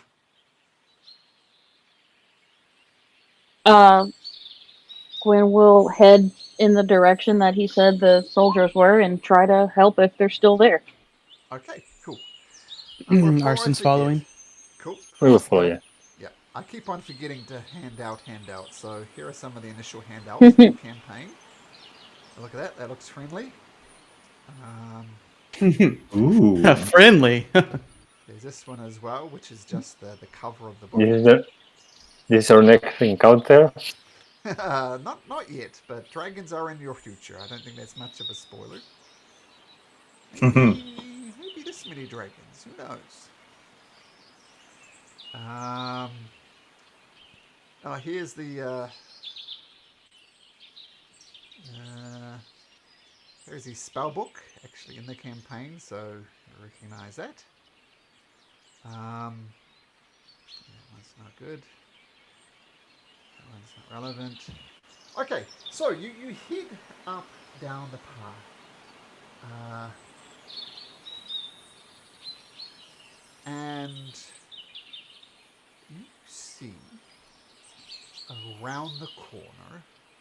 Well, let me show you what you see first. Here's a handout of what you actually see. And the artwork for these things. I've been saying this for years, but I wish Wizards of the Coast would hide the names of the creature when you reveal it. And they finally listened to me because you see the picture of it, but what the hell is this? Don't know. It doesn't have a name. I like that. So there's 4 of those guys. Actually, it says I see the name on top. Oh, God damn it, Wizards. I will not say it, but yeah. Oh, I thought they finally did it, but you're right. It's on the title of the window. Okay, so you see up ahead around the forested path, a wagon toppled surrounded by armoured corpses, and strange figures pick through the remains. From beneath the figures, dark cloaks, scaly wings, and sharp reptilian features. So, put you guys down here. Of course, with...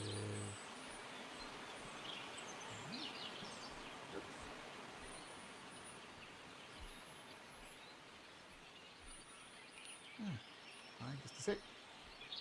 Let's set tail up quite right.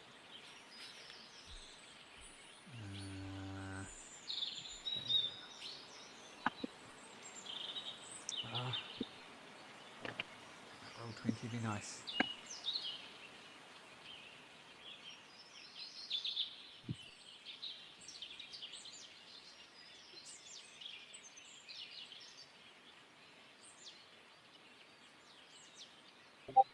Okay, don't be nice, that's fine. Copy.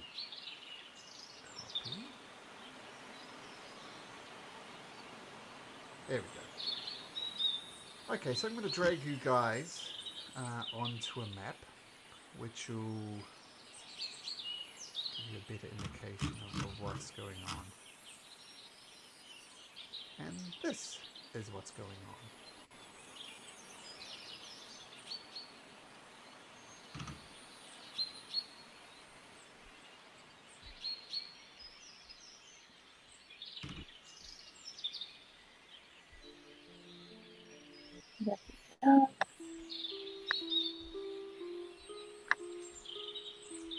Here we are. Okay. You guys Yeah. Alright, Gwen will try to sneak along this outcrop. Okay, make a stealth check. Arson's going to try to sneak with her. Okay, both of you make stealth checks. Sorry, loading D&D and Beyond on my phone. 15 for Gwyn. Getting there. Why you're sneaky? Rig says quietly to Teo. What the bloody hell are those things? Have you seen anything like them before? I've never seen such creatures in my life. Not friendly to humans, I mean. 12, Malcolm. Yeah. Yep. You look. Sorry, what was that, Doug? 12 for my sneak. 12. Okay. Let me just check some passive perceptions here.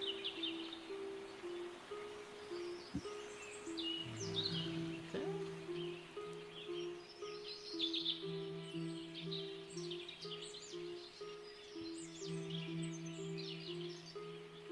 So what was it again? 12.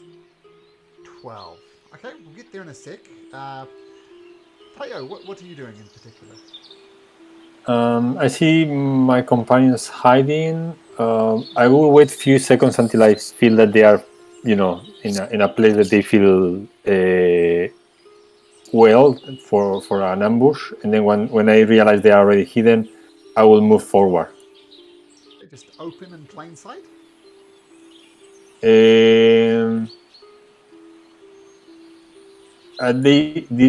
These guys are basically busy with the stuff, or Well, so what are they doing? They're looting the car. Oh, we only the looting car. And if you walk down the road, though, you're going to be very obvious to see.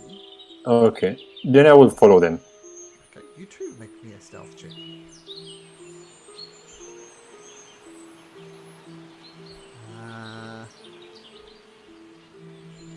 Anybody wearing heavy armor, by the way?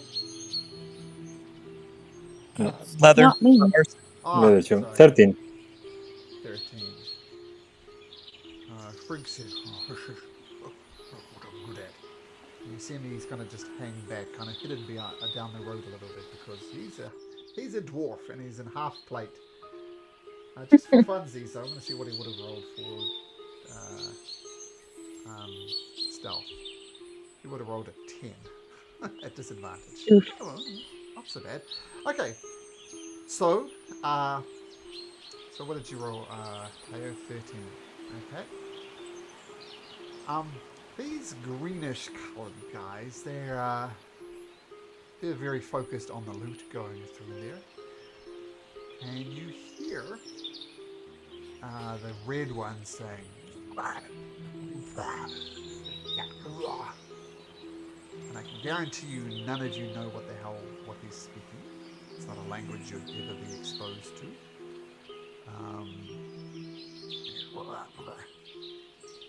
And then this guy starts heading towards your position, Gwyn and Teo. What do you do?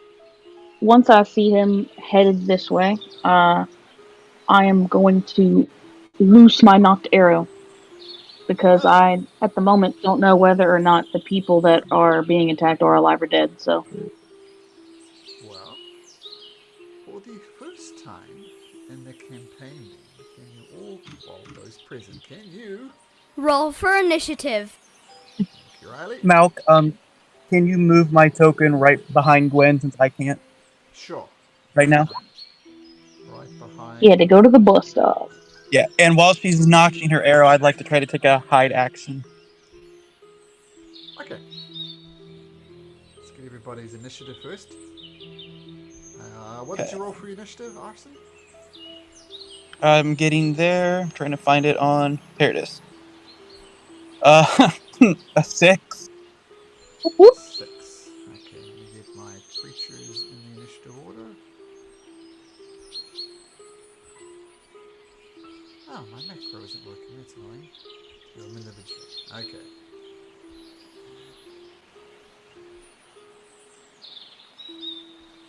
Oh, Malk, my should be 6, not 9. 6. Okay, let's get rid of this peaceful music. Let's get some of this type of music going. Okay, so they were suspicious of something was happening up. Just for context, this red guy, his passive perception was better than your stealth. These guys were not, so only the red guy spotted you. But he's obviously sent someone over to do something.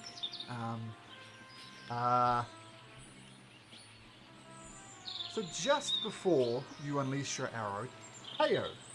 Oh, sorry, Arson was right behind Teo. Oh, right behind Gwen. Teo, you see what Gwen's up to. You have the first chance to do something. What would you like to do? Okay. I'm not sure if he's seen me, but I'm gonna try to take advantage that I'm kind of hidden, and I'm gonna try to call a flame into my hand. And once I see my flame, I'm gonna concentrate in him and throw it to him. Okay. This is produce flame, I'm guessing? Yes. I don't know if it's with advantage or not. Yes, it's with advantage. Yep. In D&D Beyond, how do you do advantage? I'm gonna roll twice, but just to know It's the either next shift time. or control, I forget. But you hold down It's shift. It's shift. Okay, so then the next time I will do it. I roll it twice just in case. 21 is. Okay, wow. Good news is your Which- flame streaks through the guy and does connect. Produce 21. Ah, And that's 1 point of damage. 1 point of damage. And it was this guy here? The first one, yeah, the one closer to us. Yes. Okay. And I'm gonna stay where I am. That's my turn. Okay, so the flame erupts on this green dragon-like thing and it screams, and all the others' attention instantly turn, presumably to attack, but we'll see.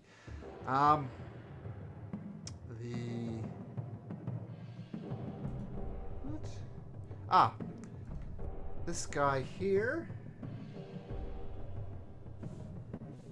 he's going to charge forward towards you guys. Oops. 2, 3, 4, 5, 6, 2, 3, 4, 5, 6. And the way he's run is kind of interesting. He's got these wings protruding out of his back. And so he sort of takes a run and kind of glides for a little bit, then touches the ground, then glides a little bit, and actually makes his way over there. It's not like he's flying. It's kind of like very limited gliding, but he's doing this weird running, flying, jump thing, and screaming towards you, going, no idea what he's saying. Gwyn, your arrow ready to knock. I'll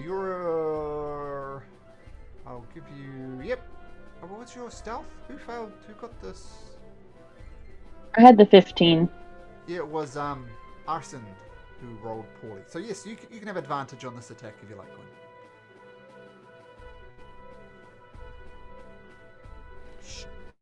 Gwyn. Flies across, thucks into this creature. 23 is out.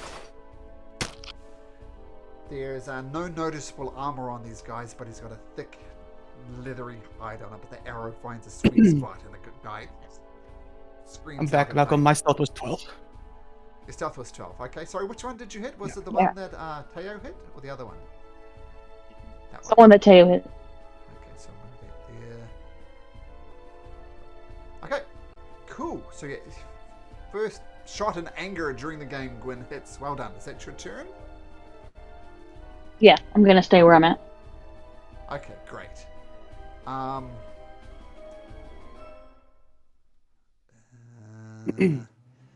This guy does the same thing. 1, 2, 3, 4, 5, 6. 1, 2, 3, 4, 5, 6. Comes flying, gliding. Once again, just letting out words. He's got a short sword in his hands. He doesn't appear to have any other weapons, like ranged weapons. Finally, the fourth one. 1, 2, 3, 4, 5, 6. 1, 2, 3, 4, 5, 6. I think I counted the right. Once again, they're all just charging towards you, flapping their wings and half gliding, half running towards you. Arson. And by the way, just before this happened, you were so you stood on a twig, and with a loud crack, it snapped, which immediately drew his attention to these guys. So you may do something, but it will not be an advantage. I actually would just like to stay by Gwyn, but I want to try to use the shadow of this cliff and take a hide action. Okay. Cool. Make a stealth.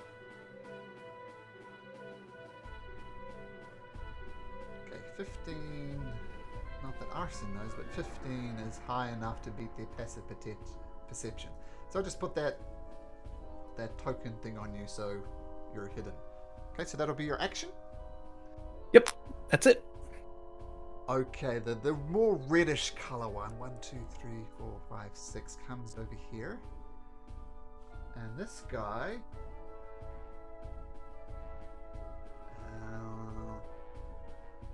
so what's the range?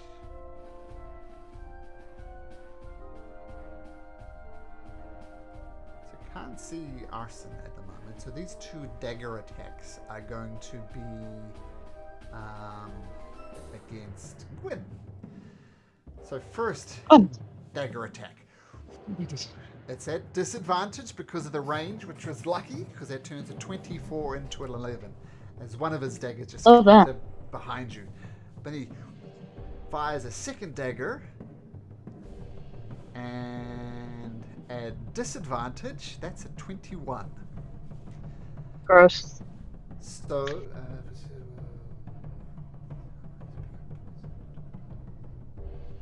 okay, so you take 5 piercing and 6 poison points of damage. There's some type of thick black ichor on there. So 5 piercing, 6 poison. Oh, straight to 1 hit point. Okay. Yep. And 1, 2, 3, 4. Oh, this was the guy that was approaching you, yes, so oops, guy. Got my measuring tool on, that's why. Charges towards you. 1, 2, 3, 4, 5, 6. It comes right up into your face, bearing his short sword as he goes, getting ready to presumably gut you. Teo, you're up next. What do you do? What does Rick do, or he just waits? What does this guy do? Yeah. Rick. Yeah, he just used his movement to get there.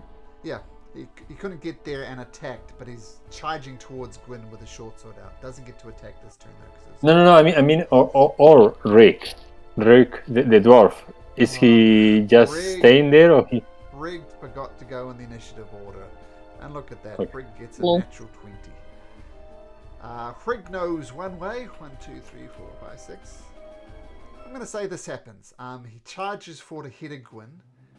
When this monster comes, he's going to take a swing at the monster with his maul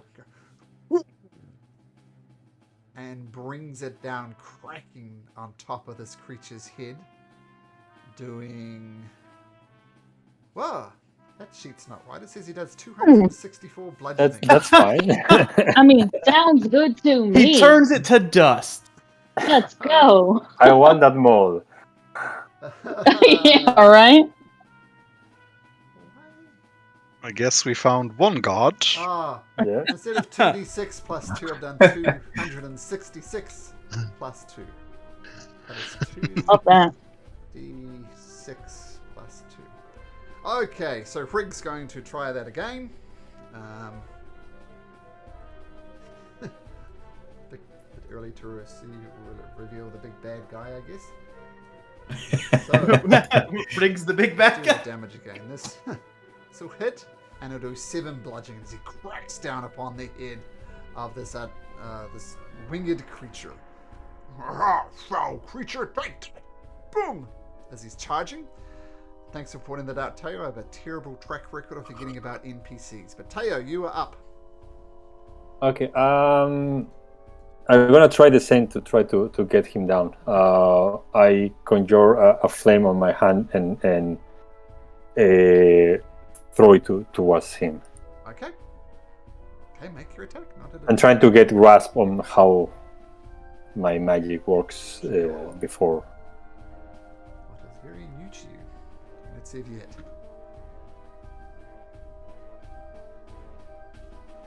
Okay, 24, That's it. Yep. and that's 5 of fire damage to him. Okay, so the fire sweeps across the air, explodes on him. He takes 5 points of fire damage, and he lets out another guttural noise, but he's still up. And do I see, from my position, do I see whether there is anyone alive in the group that is has been ambushed? Or so anyone crawling or anything like that? Make a perception check, but at disadvantage. There's a lot happening here. But you can How do try you and do work disadvantage? In out. Control, is it? Okay, I try. You can hover over it and press Control or Shift, or show the plus or the minus. Gotcha.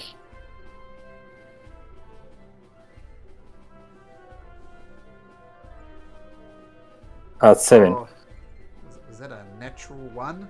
It's a natural one, yeah, yes, it's a natural one. Oh, I'm gonna have to do it too. Sorry, Teo. Okay. Okay, so you don't know. Okay. They could be alive, they could be dead. You have no idea. Okay, so that was I'm your good. attack. I'm done. Are you gonna stay right where you I'm are? done. Okay. Cool. 1, 2, 3, 4, 5. This guy comes up with Frigg with his short sword and swings it. Whoosh. 13. Frigg completely fails to get out of the way, but clang, it bounces off his armor. Oh, you'll have to do better than that, beast. Gwyn. Okay. I am going to try to just swing at the guy in front of me with my short sword.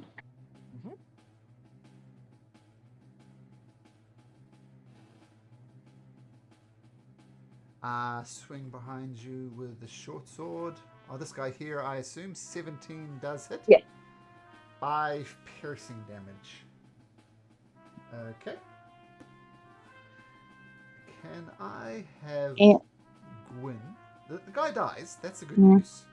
As Okay. You hack him with his short sword. Down he goes. And as you hit the killing blow, the body of this creature turns to stone. It's like a stone version. And then some nasty green liquid, some green gas starts leaking out. Love this for me. I need Gwyn and Frigg to make Constitution saving throws. Frigg fails. Gwyn succeeds, but just.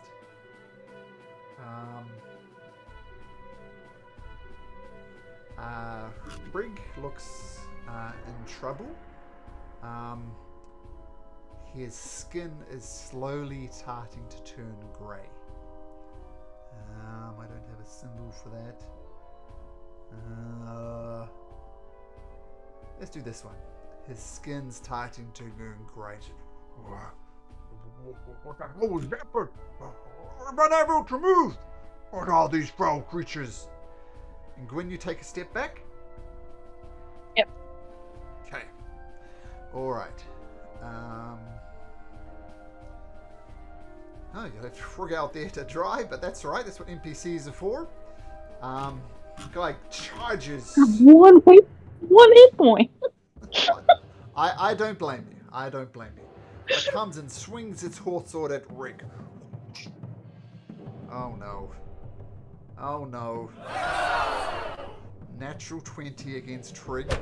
But he survives it. The short sword digs deeply into him and he recoils back and takes 7 points of damage. Damn dragons! And this guy, yeah, it's gonna go for a Frigg. Poor old Frigg. Once again, like this guttural sound, and rolls a 15. Our Frigg is completely shocked that he's all of a sudden surrounded by these foul beings, but he survives. He manages to dodge out the way as he clangs off his shield and he parries it with his maul rather. Arson, hidden. They don't appear to have noticed you. What do you do? All right, I'm going to throw a dagger at this one here. Advantage, I believe. Yes, I did not see you, so Okay. yep, advantage.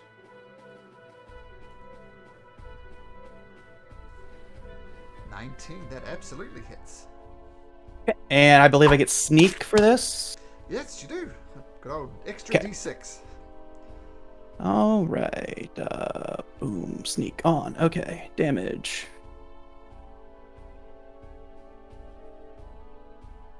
$14 total.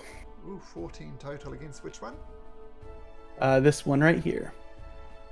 Okay, so your dagger flies through there. It doesn't even summer cock. You can see it coming and it hits him right in the nape of the neck, and pale, dark black, like blood just spurts out of his shoulder, and he turns around and glares at you. And I will try to get in front of Gwen. Okay.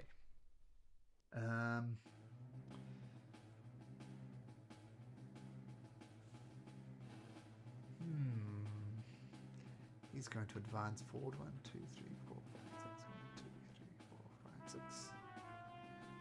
And that'll be his turn as he rushes forward. Okay, this Draconian is dead. Now, Ilva, Andvar, you hear the sounds of combat coming up from down the road. What do you do? Andvar, I can hear something. I think. Is that battle? I think so. Maybe we should investigate. Yes. Stay behind me.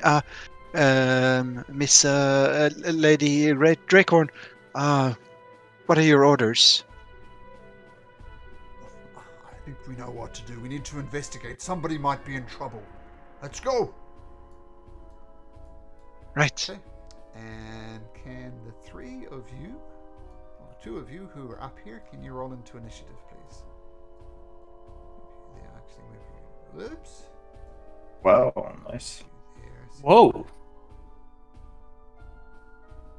Let's see. There it is. Did we get everybody in? Ilva, Andvar, Linvar. Okay, cool. Okay, so top of the round. Andvar, you're actually first to go. I mean, you see what you see. I assume you've been listening into what's happening. You see these dragon-like creatures attacking some people. Broken cart here. What do you do? Well, first I'm going to make my way over to, well, as far as possible. I think.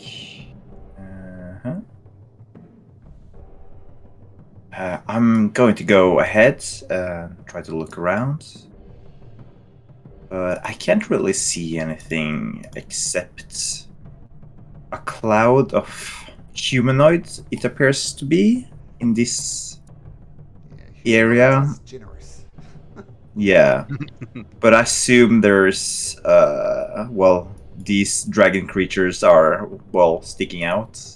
Yeah, and it looks like they're wailing on this dwarf over here.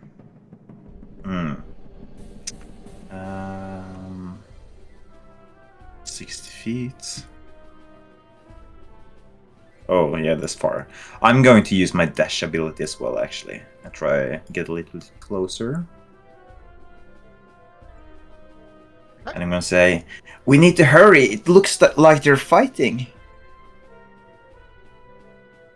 I'm coming, Andvar.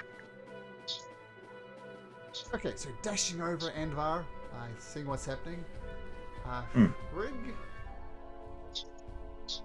needs to make the end of its next turn. Okay. Why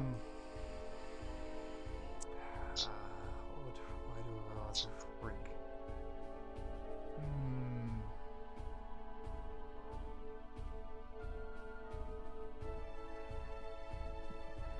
He turns towards Teo and says, Teo, I know what was happening to you. The gods have spoken to you, but the gods have not only spoken to you. he cast his spell.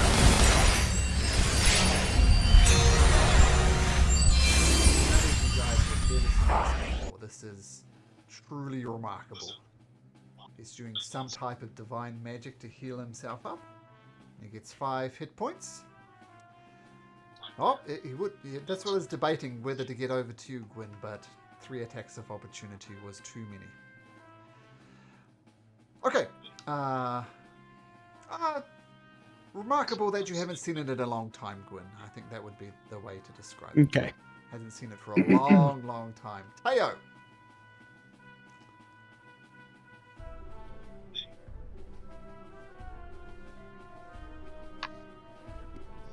Teo? Oh, is he Are here? you muted, bud?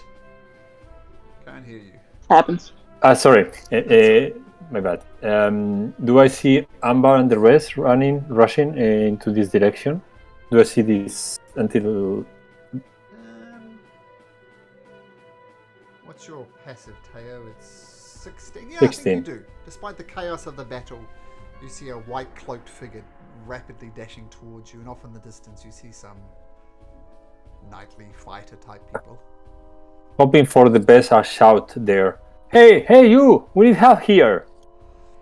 And then I focus on the battle, and I'm gonna try. Why not?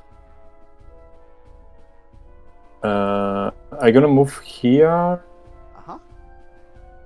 and I'm gonna focus my energy in my hands, and I'm gonna clap them as hard as I can, and I'm gonna cast a thunder wave. Underway.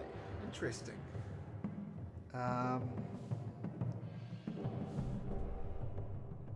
So So it will hit the 2 are in front of me and the leader. okay. So over on the right, you'll see area of effects templates, and you can just drag these on yourself. So right there. Okay, perfect. Okay, so what do they need to do? They need to make what type of save? The DC 14, and if they fail, they are pushed 10 feet and they take the damage, otherwise half the damage. Okay, so the 2 green ones, they roll a 13 and 20. So one succeeds, one fails. So we'll say the one on the right here fails. So he takes 6 points of damage and gets knocked back how far? 10 feet. 10 feet. So we'll say he gets knocked back over there. Does this guy take half damage? Yes, 3. So 3 damage, but he doesn't get knocked back. And the leader, I don't know if he saves, but the same for him. Con save. Is it con? Yeah. Con save 14. He rolls a 19, so he takes 3 points of damage. And for those watching, haven't seen this for a long time, but you see him, Teo, boom, clap his hands together and a huge thunder wave echoes across. One of the Draconians gets shattered back, the others held firm, but are definitely both shaken up. Okay, nice turn, Teo. Sorry, the leader is made the save, or He did. He rolled Okay. a 19. So he doesn't. and that will be my turn. Okay, good turn. Okay. You hear this guy say, and this guy comes charging through here and is going to attack you, Teo, with a short sword. Throws it. Does a 17 hit, Teo? Yes, it does. 6 points of damage as it cuts into you. And I forgot to do something at the end of Frigg's turn. And he needs to make another con saving throw. Oh, Frigg. Frigg has a natural success. And you see that he was turning grey, almost unable to move, but he managed to shake it off at the end of his turn. And he's not grey anymore. Okay, so that guy hits you. Gwyn. 1 hit point, Gwyn. What do you do? Okay. I am gonna stay where I am at. Let's see. Yeah, and try to shoot this one here. Okay.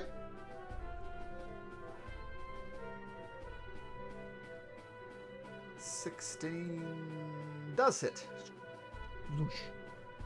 8 points of piercing damage. That one takes it down. Once again, it turns to stone and this greyish grain thing comes out. Poor old Frig. He's got to make another con save. Come on, Frig. You can do it. Oh. I'm free. I can move again. What? Oh, damn it. And he's effectively movement 0. He's restrained. He's restrained. Attacks from him will be at advantage. Attacks against him. Okay. That guy's dead. Ilva. Yes. Ilva is going to calm Atger as she sees, hears a thunderclap and thinks lightning is striking from her distance. And she's gonna spur Atger into action and dash 80 feet over here with her lance at the ready and her shield in her other hand. Okay. So yes. charging towards you. Okay, cool. This guy. No, I can't decide. Leave it to the fates. 1 to 3, Teo. So gets his short sword, swings at you, Teo. Rolls a 12, which you easily dodge out of the way of. Arson.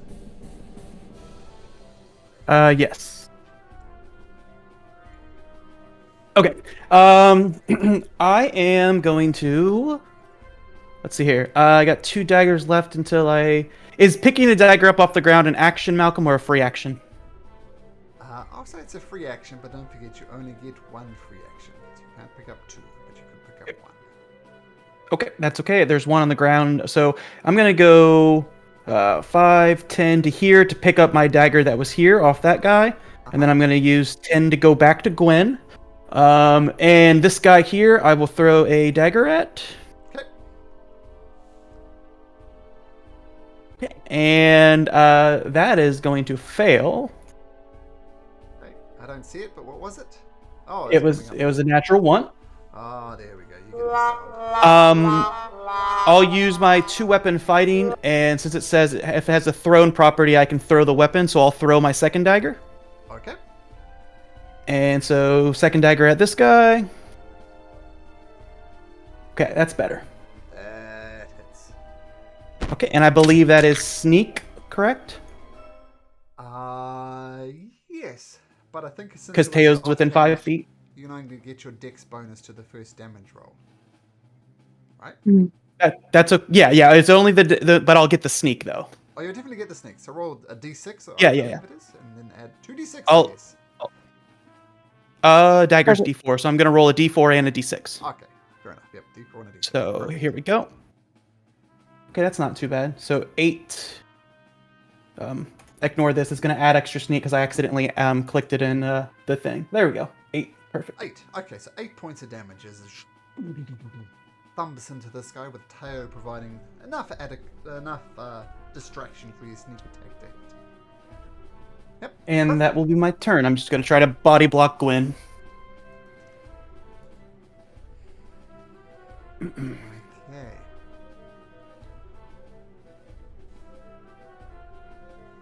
This guy up here moving faster than the rest of them. Is it? Gotta check. Oh, he does. Half flies, half glides, half runs, comes over to the charging Ilva with her lance down, and comes at you with 2 daggers and launches up at you. The first dagger attack. What was it? 21.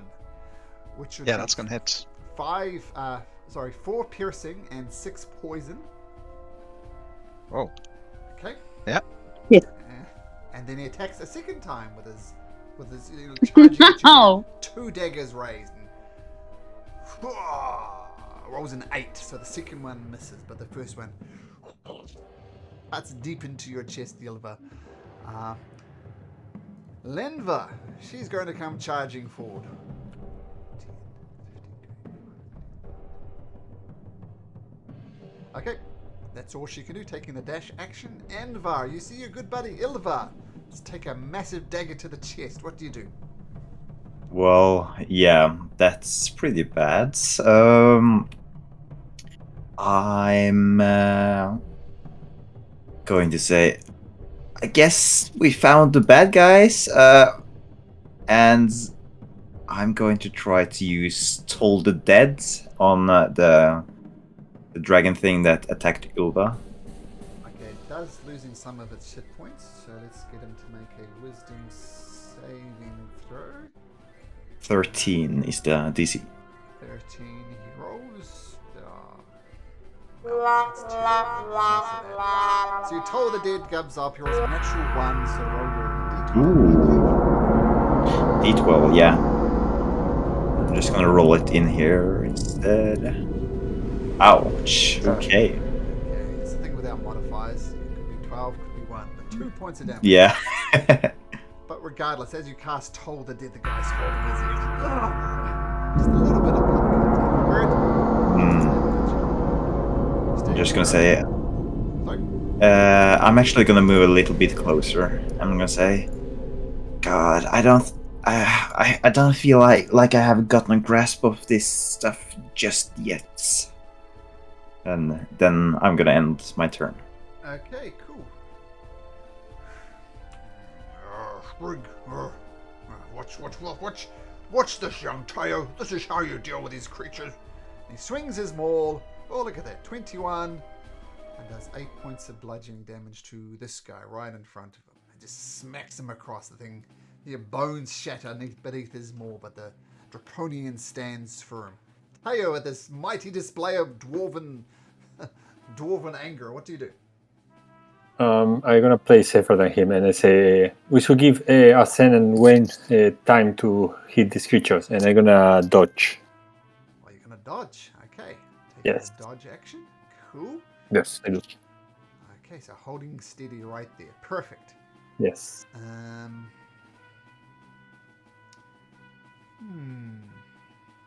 How smart are these guys? Average. Oh, wait, no. Slightly below average. I'm going to say on a 1 to 4, it attacks Tayo. Tayo. So this is going to be a disadvantage with a dodge action. He gets his short sword and swings it at you. And at disadvantage, it turns a 16 into a 6. So that'll be a miss. So just and very easily dodge out the way. Nice. Okay, Gwyn. I'm gonna pew pew for a nice one. Oh, there we go. Now Yeah. That's a good we're one. rolling. Ooh. Ooh. That's the one. That's the one in front of Teo. That is a fantastic roll. What did you roll? 2 7s. Wow. The one directly in front of Tayo? Well, actually, you know what? I'll do the one in front of Rig. One in front of Rig. Okay. That Yeah. one dies. Now, I forgot also to do this for Frigg. He needs to make another Constitution saving throw. He passes, so he's good. Now, both are... Once again, this thing turns to stone. And then this pale gas, greenish, blackish gas comes out of it. And I need Tayo and Frigg to make a Constitution saving throw. Obviously need to do Rig. Con save. Ah, I've got the measure of these beasts now. I roll a 10. Just don't breathe. Oh, shit, Tayo. Tayo, you turn even grayer, I guess, and you find yourself unable to move. Okay. And Frigg has shaked it off. Told you, boy, don't breathe it. Oh, shit, don't do that next time. Okay, that was Gwyn taking them out. Ylva. Yes. Ilva's going to try to steel herself and try to call up some dormant determination and fighting strength and do a second wind Ooh, nice. as a bonus action. That's not what I was hoping for.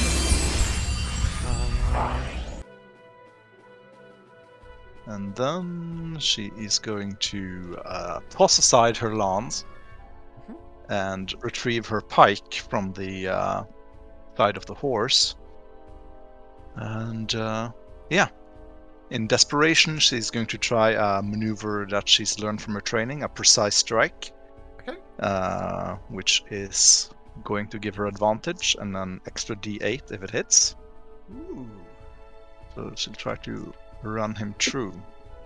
It's nice. Twice a day at the moment, right? With your proficiencies. 21. Yes. Ooh. You dig the pike deep into this Sickening. red draconian. Nice. So was that 11 Oh, points nice. of damage? Oh, 19 nice. points of 19. damage. Wow. The creature recoils back. You nothing else. You've pissed it off. Good. No, not today. This is not today. And yeah.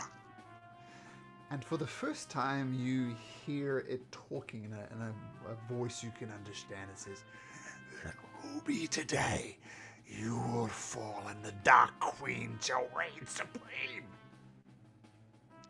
This guy's dead. Arson. Okay, Gwen, I'll be right back. 15 to here. There's 2 daggers on the ground. I'll pick up 1 for my free action.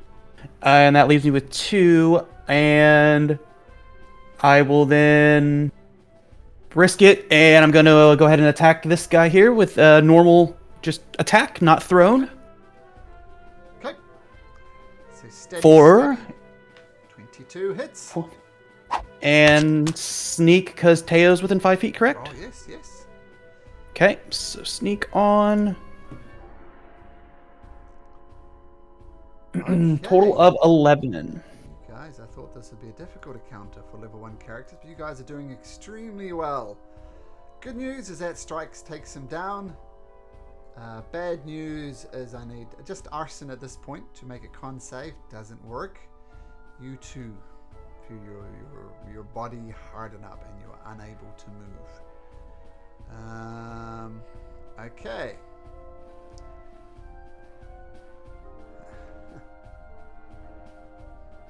And this guy looks at Ylva, taunting him. He says, "Oh, my queen." And gonna take you twice with daggers. First attack. What's your armor class, Ylva? 16. It was 18 before when I had a shield and a lance, so 16 now. So you're telling me a 17 would hit? Oh yeah. I see your hit points. I'm telling you it's not enough. You watch as this draconian guy takes a dagger, stares it deep through your armor into your heart, and with a you fall to the ground in a puddle of blood. And the creature leans over and just screams in your face and comes over to Livna, attacks her with a dagger. But that one misses 11. And Lenva says, "Ylva, no!" And I don't think she has any, apart from medicine. Nope.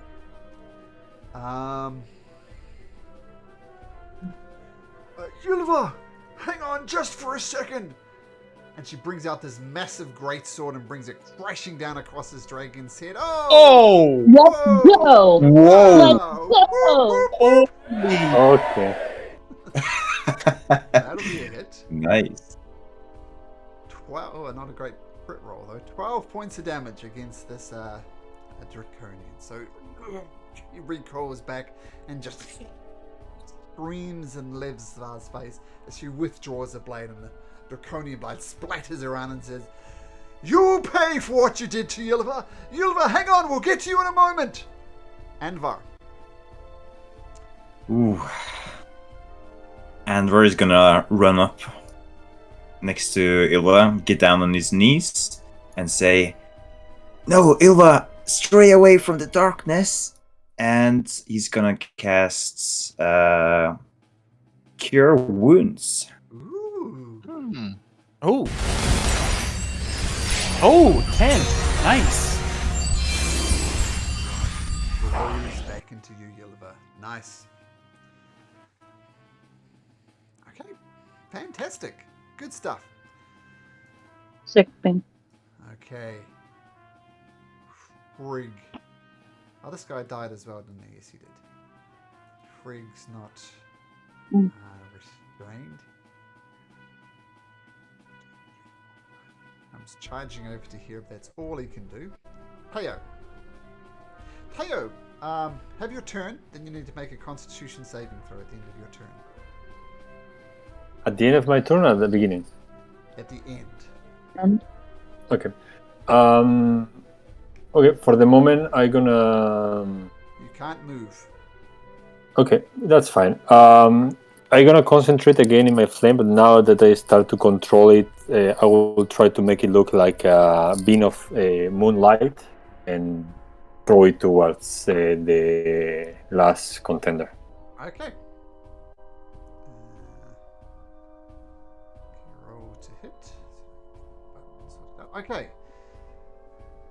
Let's see if it's Going slowly for me. 8, which I guess I fail. Your flame goes across it. Burns a tree over here, which you feel slightly bad about, since, you know, trees are friends and all that. But that's a miss. Unless you've got a bonus Okay, and I action. roll in. I have, but I'm not gonna use it for the moment, so I'm gonna just roll Constitution, and it's an 18. Okay, you managed to shake off whatever this effect is that's locking you to the ground. So at the end of your turn, you're back to your normal. And that's my turn. Okay, this guy's dead. Gwyn! I am gonna stumble over this way and take aim at this last guy, 13. which might. Yeah, misses. Just flies across and plinks off his strong armor.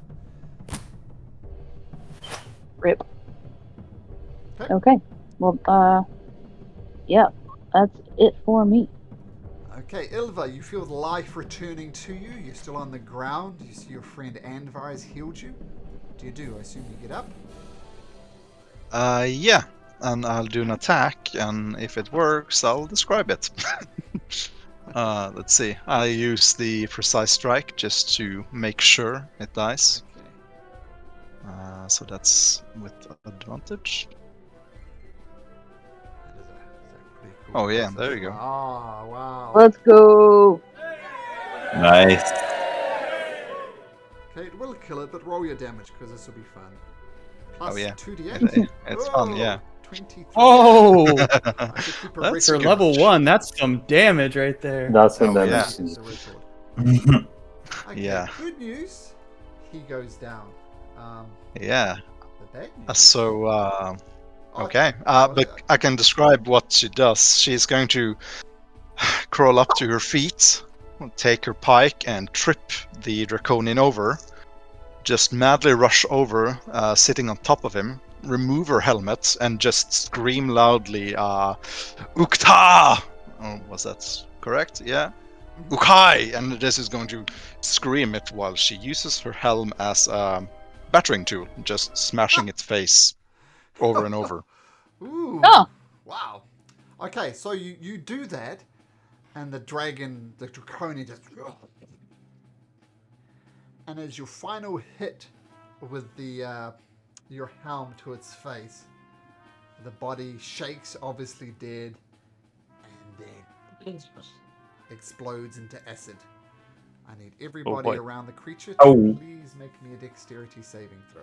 Oh no. Awesome. 10 out of 10. Nope. Okay, let's see the NPCs first. Okay, Livna, maybe her battle hardened, just dodges out the way. Anvar, same thing. You almost saw it coming. Frigg also sees it coming, but not you, Ilva. You're too busy smashing the face of this draconian, and it explodes. Literally on top of it. Yeah, well, it works narratively as well. Yeah. Take that much damage. 5 points of acid damage, and the acid is still on you. You are burning. It continues to sizzle into your skin. And as Ilva is still taking damage, we're going to maintain initiative order, even though all the draconians are dead. Arson, what do you do? I can't move, right? No, you can move. No, you're good. You Oh, I'm good? pass. Oh, okay. You thought passed the con save, didn't you? No, I Mm-mm. didn't. Oh, make me another con save then. Okay. You're doing great at this. I'm amazing at this. You look in horror as Arson looks like he's turned into a statue. That's your turn, Arson. Shit.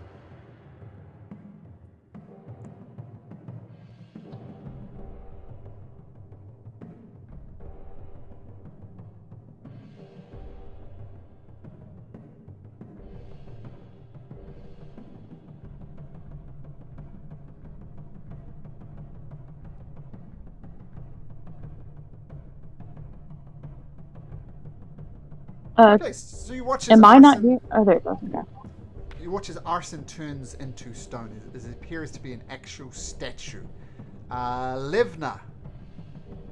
Not really knowing what's going on, she just takes a breath and looks around and says, Livna, you're beginning to learn the ways. That was very brave. Well done. Anvar, what do you do? Do I notice the acid on Ilva still burning her? You do. Well, okay. Maybe you should try to take off your armor or whatever the acid is splashed onto. Yeah, I'm trying. Just frantically trying to unhook the straps and removing the exposed bits, which are sort of acid damaged. I guess we're on a dirt road, right? Yep. I think Anwar don't really want to touch it like directly with his hands, so he's going to like grab down, pull up some dirt, like massive loads of dirt in his hands, and he's going to try to rub it on Alba to like try to smudge the acid away or maybe weaken it in some kind of way. Okay, you do that. And I'm going to take an action to creatively wash the acid off the creature. So Ilva, thanks to your good buddy Anvar, you are free of the acid. Okay. And with Ylva unacified, get out of initiative order. And what do you do?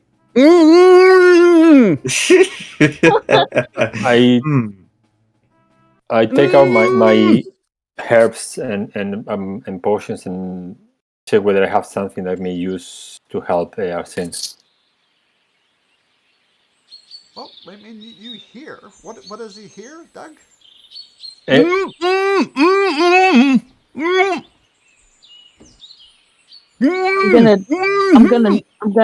gonna knock on his head. You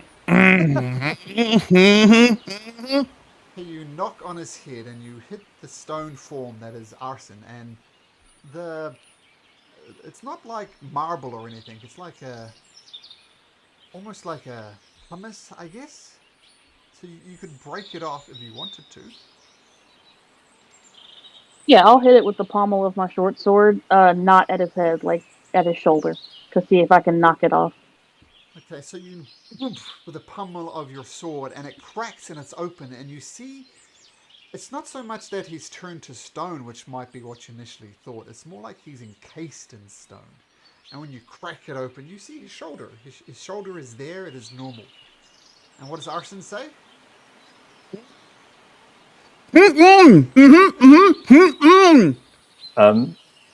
I help her with my staff, hitting in less critical parts also. Yeah, we just keep smacking all the stone away. Okay. Takes a good minute or so, but you manage to crack all the stone casing around Arson. And as part of that, you bust out the stone around his head, and you see inside of the stone shell, Arson. Perfectly healthy, but he wasn't cased in stone.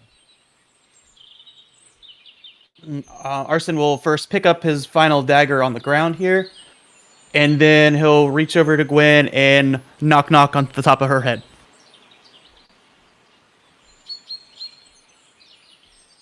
How do you feel? I'm Uh, gonna die, bro. I feel normal. I think I was just kind of encased. Seem to have all my reflexes intact. Now that I see he's fine, I turn into the other group. Thank you. You came in a perfect timing. Levna comes over and says, "Well, I'm glad we've got here when we did. Not know who you are, but I do know that those things are completely unholy. Is everybody okay?" Yes, okay, but my friend Gwen could use some healing. Yeah, I could be better. Well, that's Oh, the second thing I wish to... I have questions. I saw some Well,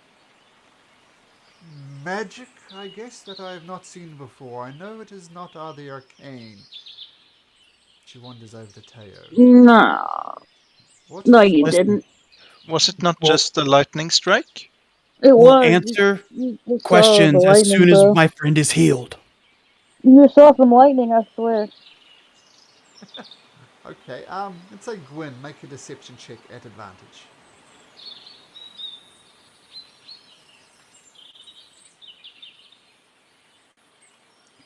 Now let's see how good Levna is at seeing these things. She would get a 12, so nothing changes, so... Look, I have seen around here that the sky is clear. Thunder clapped. Can you explain the thunder to me, please? Yes, once you heal my friend, we will explain. Ignore him. That was some crazy thing these dragon guys were doing. Honestly, you saw what they did. There was turning people to stone. Almost took out your friend. We'll blame it on these guys. Just help me. Do I Miss look like a holy person? I have no healing magic. I can perform combat triage to you, but that will be about it. Ma'am, maybe I could be of some assistance? Please. Anwar is gonna approach Gwyn and say, reach out his hand and say, may I? Please. He's gonna place his hands gently on on Gwyn's shoulder, and he's gonna cast Cure Wounds.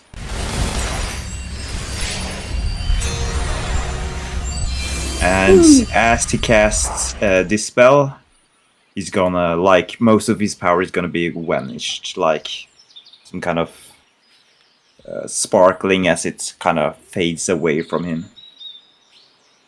See, that is the type of magic I can understand. I know do I know Teo? Wait, Andvar. yes. Wait, so there's no Andvar. So Andvar cast it, yes. And Andvar and Yeah. seen it before. Know that you passed the tower. So this is arcane magic. I know he's an arcane practitioner. The thunder is still confusing. I'm not sure I believe you. Anyway. Lady. Did you see whether any of the others are alive? They are knights, maybe from your own order, dead in that area. I think they were attacked with by the dragon-like creatures. Unfortunately, I had a moment just before I go over here to check them, and they are long gone, unfortunately. Well, not long gone, but beyond my help, anyway.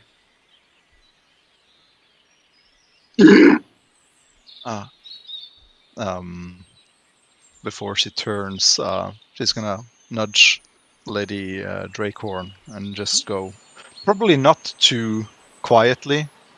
Are those elves, Lady Drakehorn? They're beautiful. Wow. Thanks. Yes, thank you. You're welcome. Oh. Malcolm, do I find the daggers that dragon thing was using? He's trying to get Yes. poison dagger. They applied the poison, so they're not going to be poison daggers for you. But he Okay. did actually Uh-huh. have 4 of them, so feel free to add 4 daggers to your inventory. He threw 2 of them and Ooh. then attacked with 2 other daggers, so he had 4 altogether. Thank you. This road seems dangerous. Are you guys traveling? And I don't know if we are going north or whatever direction, but I just mentioned that. Well, we're heading for the town of something in K. Vogel. Vogel. And so Kalaman. yeah, The a city friend of of mine, Kalaman. That's yeah. Well, it's strange. his funeral, I guess, and we're going there. Okay, but that's not a strange, but a really beautiful coincidence. We are also heading to his funeral. You're heading Yes. could be the same one. Yeah. Ispin. Do you know Ispin? Oh, yes. A couple of years ago, well, due to some events, I was badly hurt, and Aspen was one of the people I got to know before I could join the Knights. I suppose. Really nice person. Yeah, Gwen and I helped him stop some goblins that were terrorizing a town back in the day. So we're heading to his funeral to pay our respects. What a coincidence. Well, we will feel more safe if we are traveling together. Yes, you speak wisely. We shall travel together, says Levna. But I still have some questions. What, pray tell? Let's start here. What, pray tell, is a dwarf doing traveling around with elves? I'm not opposed to it. I'm just curious as to what is going on.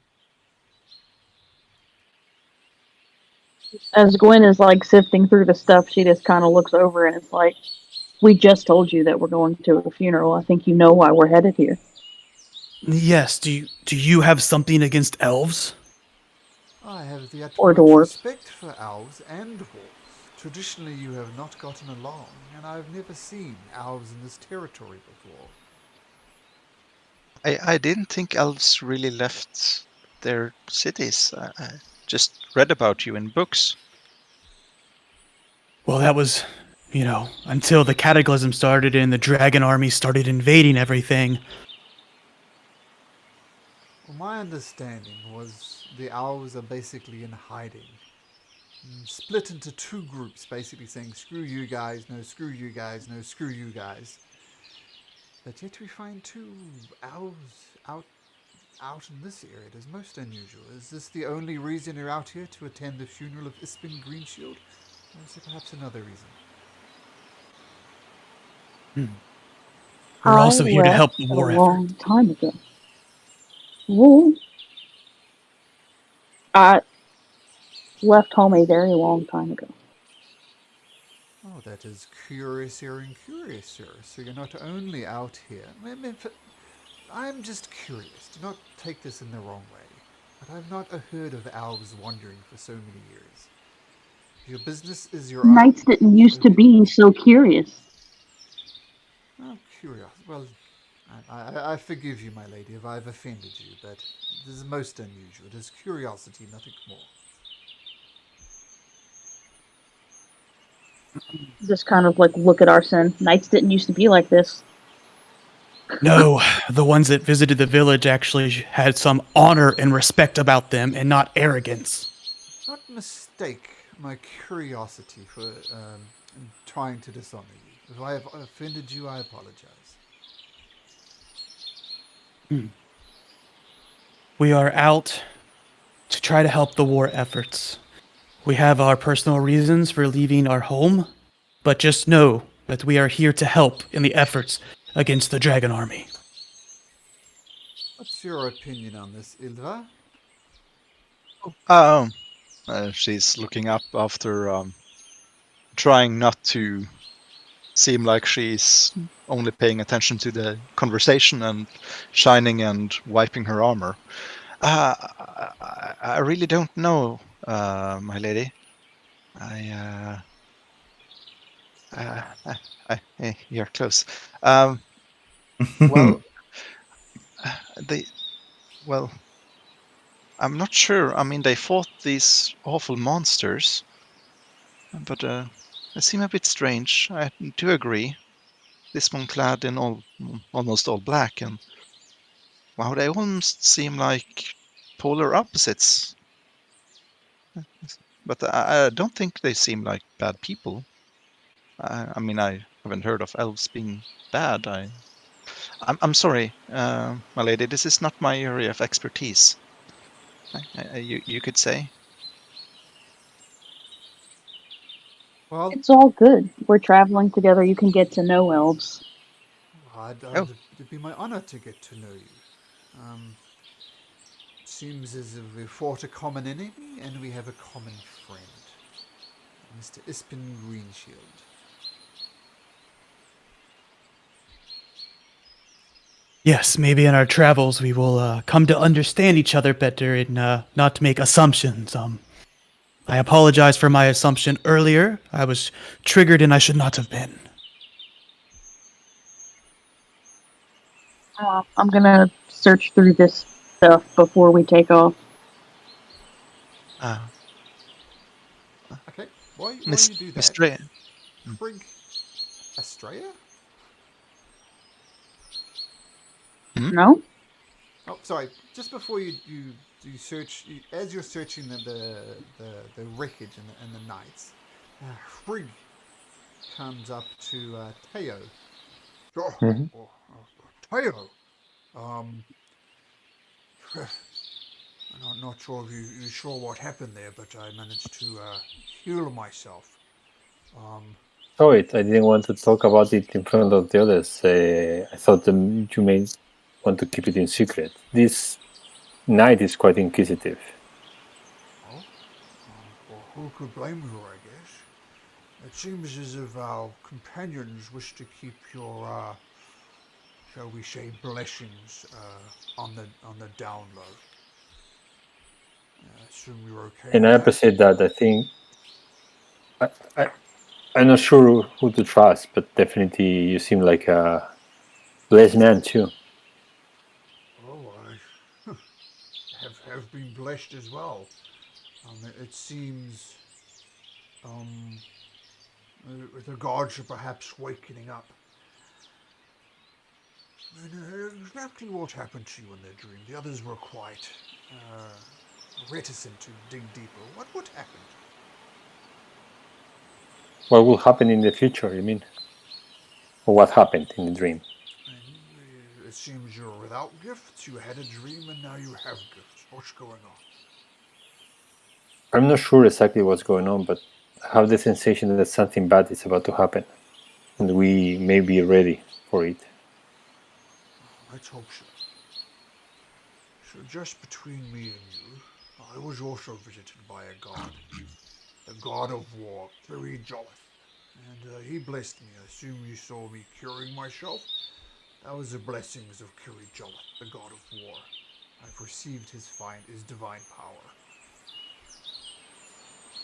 I see. Well, I'm happy for you, Rick. If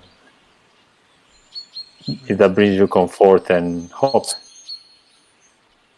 Well, I'm glad to help out. I've got to warn you, Teo. Just between us, shall we say, divinely inspired individuals, I had 4 brothers in addition to me. And it was quite unique. He, in fact, blessed me and my 4 brothers, and we all had the divine spark within me. Back in my dwarven homeland, though, where magic itself and divine magic is frowned upon, people found out that my brothers were blessed. And let's just say I had to dig 4 graves that day. I managed to get I'm really through them. sorry. Oh no, it's not good. So perhaps your friends are wise. Use that healing and other spells only as a last resort. So I don't want what happened to you as to what happened to my brothers. Understand. I have herbs and potions with me, more of a naturalistic approach. I may use it to hide my own abilities. That is good. Okay. So, Gwyn, sounds like you're searching the wreckage and the soldiers. With Arson assisting her. Okay. Ylva's going to help out Lady Dracorn in collecting the belongings of the. I think they were fallen Solamnian knights, if I'm They not. are. Yeah. And So this would normally require a history check, but you guys very obviously recognize them as Knights of Solomnia. And between those searching, you do find they're all wearing plate mail armor, and before you get too excited, they're all severely damaged by claws, so they're not reusable, so you don't get free plate armor just yet. You do find three. Oh, let's copy this. You also find that 3 long swords, 8 days of food or water for one person, and 40 gold pieces. But more interestingly, also Gwyn, you find this. You find correspondence stating that the knights were investigating reports of nearby farmsteads being raided by strange creatures that match the creatures you just defeated description. So these knights were investigating draconian attacks among the farmsteads, and obviously that didn't go well for them.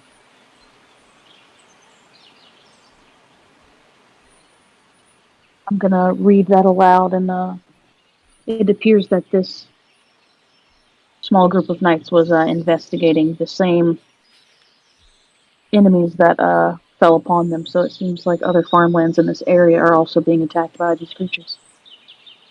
But that would mean that they are not wandering, no? That they are residing in this area.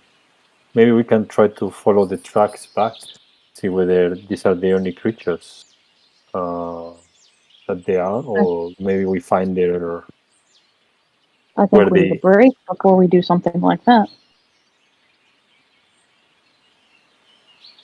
You need what? Sorry. I was saying I think we would all need some sort of break before we attempted to sort out Definitely. Yes. farmlands being attacked by these creatures. Yes, I agree. But maybe we can take a rest here, and in the meantime, maybe I can look around to see whether I can see any tracks. It is towards the end of the day, so this would be an appropriate time to set up camp if you so choose. No, Mrs. Dracorn or Lady Dracorn, what do we do with these war fallen comrades? Well, we need to bury them. Right, I'll assist. Okay, so there's. So will I. Okay. So the next hour I'll or assist so, if Gwen's assisting. you dig some holes off here in the forest somewhere for the 3 fallen Solemnian soldiers. Livna points out that it's probably a good idea to bury them in their armor, as is the way of the knights. And holes are dug. These unknown knights of Salamia are buried. And then Livna turns to Ilva and says, well, as we know, being a knight, rushing in where others fear to tread can be ill-advised, shall we say. Well, I do not know these people, but perhaps you would have a few words to say on them. It just seems wrong to bury someone and not say a few words. Okay, I'll do my best. I don't know you brothers. If things were different, perhaps I would have come to know you. I'm not sure if I'm doing this according to the measure or not. I haven't had time to study it so much. But I can see that you all probably lived and died under our oath. Your honor were your life, protecting the farmlands from these horrible creatures. And though there are no gods among us anymore, we will surely remember that you didn't die for nothing. You died as you lived. Heroes. Even though we don't know your names.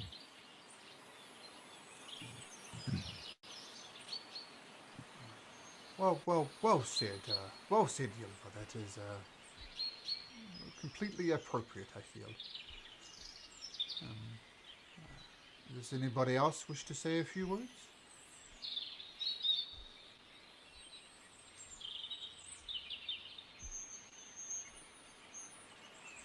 Okay. Well, let's set up camp, get a good night's sleeping, heal our wounds, and we'll see what happens from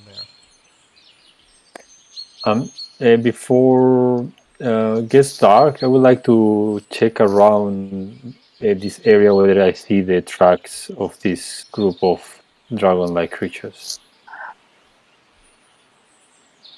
Sure. Make a survival check.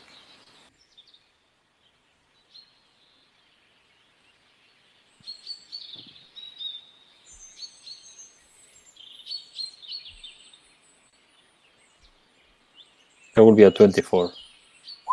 You do see tracks, presumably from the Draconians heading northwards through the forest, so coming from up here. You could follow Okay, them. so I'm not gonna follow. We're gonna rest here, but I want to. Now that they are fresh, I want to just look at them and get an idea how they are. So in case we follow up tomorrow, so they at least if they fell down, I maybe easier for me to search for them. Okay, sure. And I think with the 24, the tracks match the 5, claw-like footprints. So you figure there's not any more in the immediate area, at least. There was just 5 of them. But yeah, you take a note in case you want to follow it in the morning. And congratulations, guys. You survived level 1. Hey! Nice. Main moment to level up. Yay! And take a long rest as well. You get a long rest, so long rest up.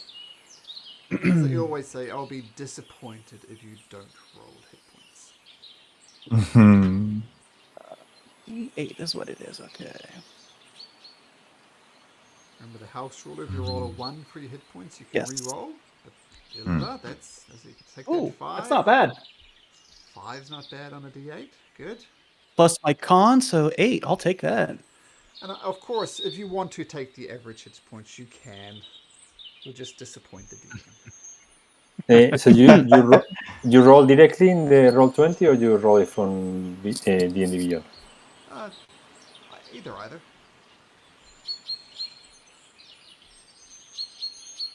Okay, that's 6. 6, okay. Ooh. Ooh, Anvar. Look at you. Getting ready for those tanking actions. Okay, fantastic. So what's your new hit points, Anvar? I'm a little bit unsure.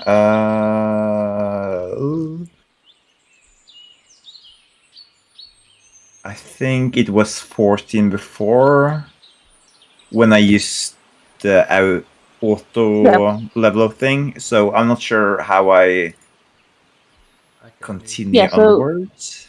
If you click on Manage HP, you'll just add that 6 you rolled to your whatever rolled number is in there. So if it was Okay. 14, you're just going to add that number. Okay, So it'd be because 20. it's rolled HP's 10, do I put it Yes, to you're- 16? Correct. Okay, cool. In that case, I'm at 20. Does that sound a little bit too high? No, that's not right. Let me No? look at your character Yeah. sheet just to see. Not for a sorcerer. Yeah, right? Well, wait, you took. Did you take tough feet? No. Okay. Mm. Okay, so let's have Maybe- a look at your sheet, Anvar. I'll help you out. here. Yeah. You should have started with a 6 plus Sadly, your only- con. Yeah, because I didn't roll for the first level either, so I guess I can do that as well. Nobody you- rolls for the first level. So, if you go to your class feature, you see manage hit points there? Yeah, I'm at that Yep. screen. Yeah, So, see where it says rolled HP? yeah. It says 10 at the moment, but I didn't place 10 in there myself. Does that include Think, your first roll? Do people know? This is my first roll. Should I do the second one Yeah, as well? yeah. The roll includes your first roll, so it should be 6, and then plus your con. It should automatically add your con to that. So the roll should be Oh. start at 6. So- So rolled hit points are hit So points that you actually rolled. So Yeah. change that to 12 under rolled hit points, and it'll take care of Okay. everything else for you. 12. Yeah, then it's 16 hit points at the moment. Yep, that sounds good. Okay. Yeah, there you go. You rolled well for your hit points. Yeah, I did. Anybody else- It's is anybody really else good. Is anybody else having trouble with their hit points? Are you guys good? I'm good. No, I sadly Okay. only got 3 more. I can't help you with hurt feelings, unfortunately. Rest in peace. All right, let's see. Yeah, yours was the worst, Glenn, unfortunately. It happens. Arson's is now 19, if you needed that, Malcolm. Okay, so Anvar, what was your hit points once you worked it out? 16. 16. Hayo, what's your hit points now? 16. No, sorry, 18. 18. Okay. Just checking where I can put it manually. I see you're already on 19. Gwyn, that's good. Arson 20. And Gwyn. No, mine should be 19. Yep, I got 19. Gwyn, what was yours? Oh, sorry, you said 20. Max hit points? 23. 23. Okay. I was at 20 before. Let me see, because it's a D10, and I had. Oh, you're right, it was 12, so why did it go up that much? I think our rolled HP might have been messed up. Let's see. Oh, you know what? I know exactly what happened to our character sheets. They were on fixed, and I had to switch it to manual. Ah. So I should have had that. And then I got 3. 17. 17. That sounds more like it. Yep. Okay. Great. So now you can survive a critical hit by a goblin. Congratulations. Or a poison dagger. Mm. All right. So you get through the night. You feel as if you've accomplished something. Teo, you're very blessed by a powerful god. You have met Frigg already, but you know there's something special about you. Anvar, you've taken the first step, becoming to take the full test of the high sorcery for the mages there, and you're on your way. Ilva, another the service of Levna, learning all about the Knights of Slomny and how to be a better person, a better knight. And Arson and Gwyn, good buddies, adventuring, raising lots of curiosity where you go.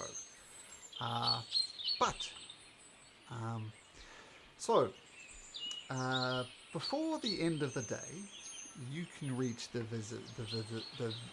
village of Vogel. If there's any conversations you wish to have along the way, now would be the time to do it. Real quick, Malcolm, did we start with 10 gold? Whatever your background says. Okay. Yep. Maybe I will try to take some time to talk a bit with Amber and Ilva. Okay. Have you been traveling for long? Well, I've known Anvar for some time. But I'm not sure if we would travel together too much. Anvar is actually the one who saved me when I was almost dying. So yeah, I owe him my life. And the other one is your boss? Is your mentor? Yes, she's my mentor. I'm just a squire. of the Knights of Solamnia and learning the ropes, you could say. But she's teaching me. She's a good mentor. She's a bit on guard, she has to be. But she's not a bad person. Just, tries It to look seems out for people. She seems worried, asking a lot of questions. I imagine that it's tough to be out of the wall. So many unknown things, but she came across a little bit inquisitive. Oh yeah, we have to be on lookout for those renegade mages, who are not a part of the order of high society. Can do all sorts of bad stuff, I heard. Well, now we can see at least among our enemies are not only people, but these horrible creatures that we found. Yeah. I try to repress a memory. I feel I've seen them before, but when the armies invaded Nordmar, there were these kinds of creatures, among others.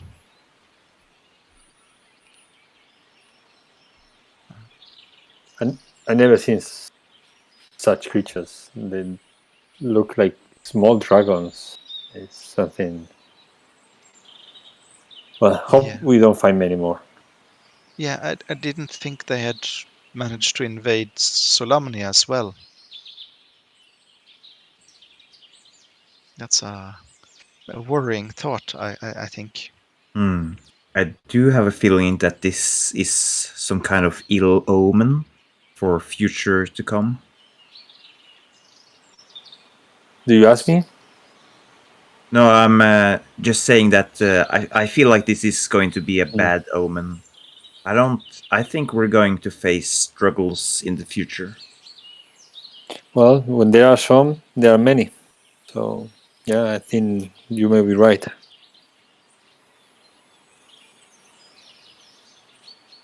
Just keep an eye open. I think we have some path ahead of us. Speaking of that, do we want to pursue these tracks, or shall we go directly into our way? Well, personally, I'm not much of a tracker. I think I would rather just keep a steady way forwards, but I don't really know much about you guys. Maybe this is something you are better at than I am. Unseen, Wayne, what do you think? I have no problem sorting our way forward. So, yeah. So Yes. whether we, sorry.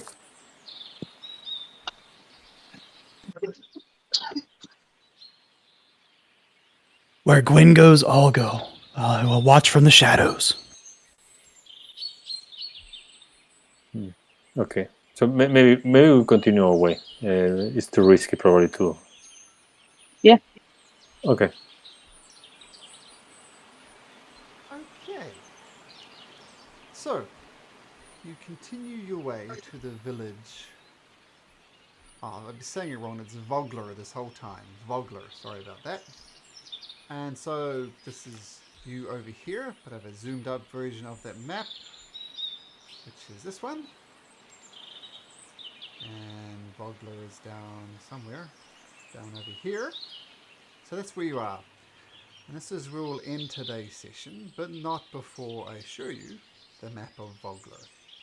Oops, let me just make that. Ooh. There we go, with all the labels. And you're approaching from this way, from the high hill direction. So, I think this is a good point to end, and as all of you except Sergio know, I need to leave right now because I need to pick up my kids from school. Because that's a good thing to do. But thanks, guys. Nice to be playing with you again, and we'll continue our adventures in Kryn next week.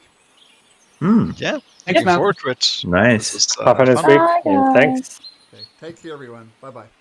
Take care. Take care. Bye. Goodbye. See you guys. See ya.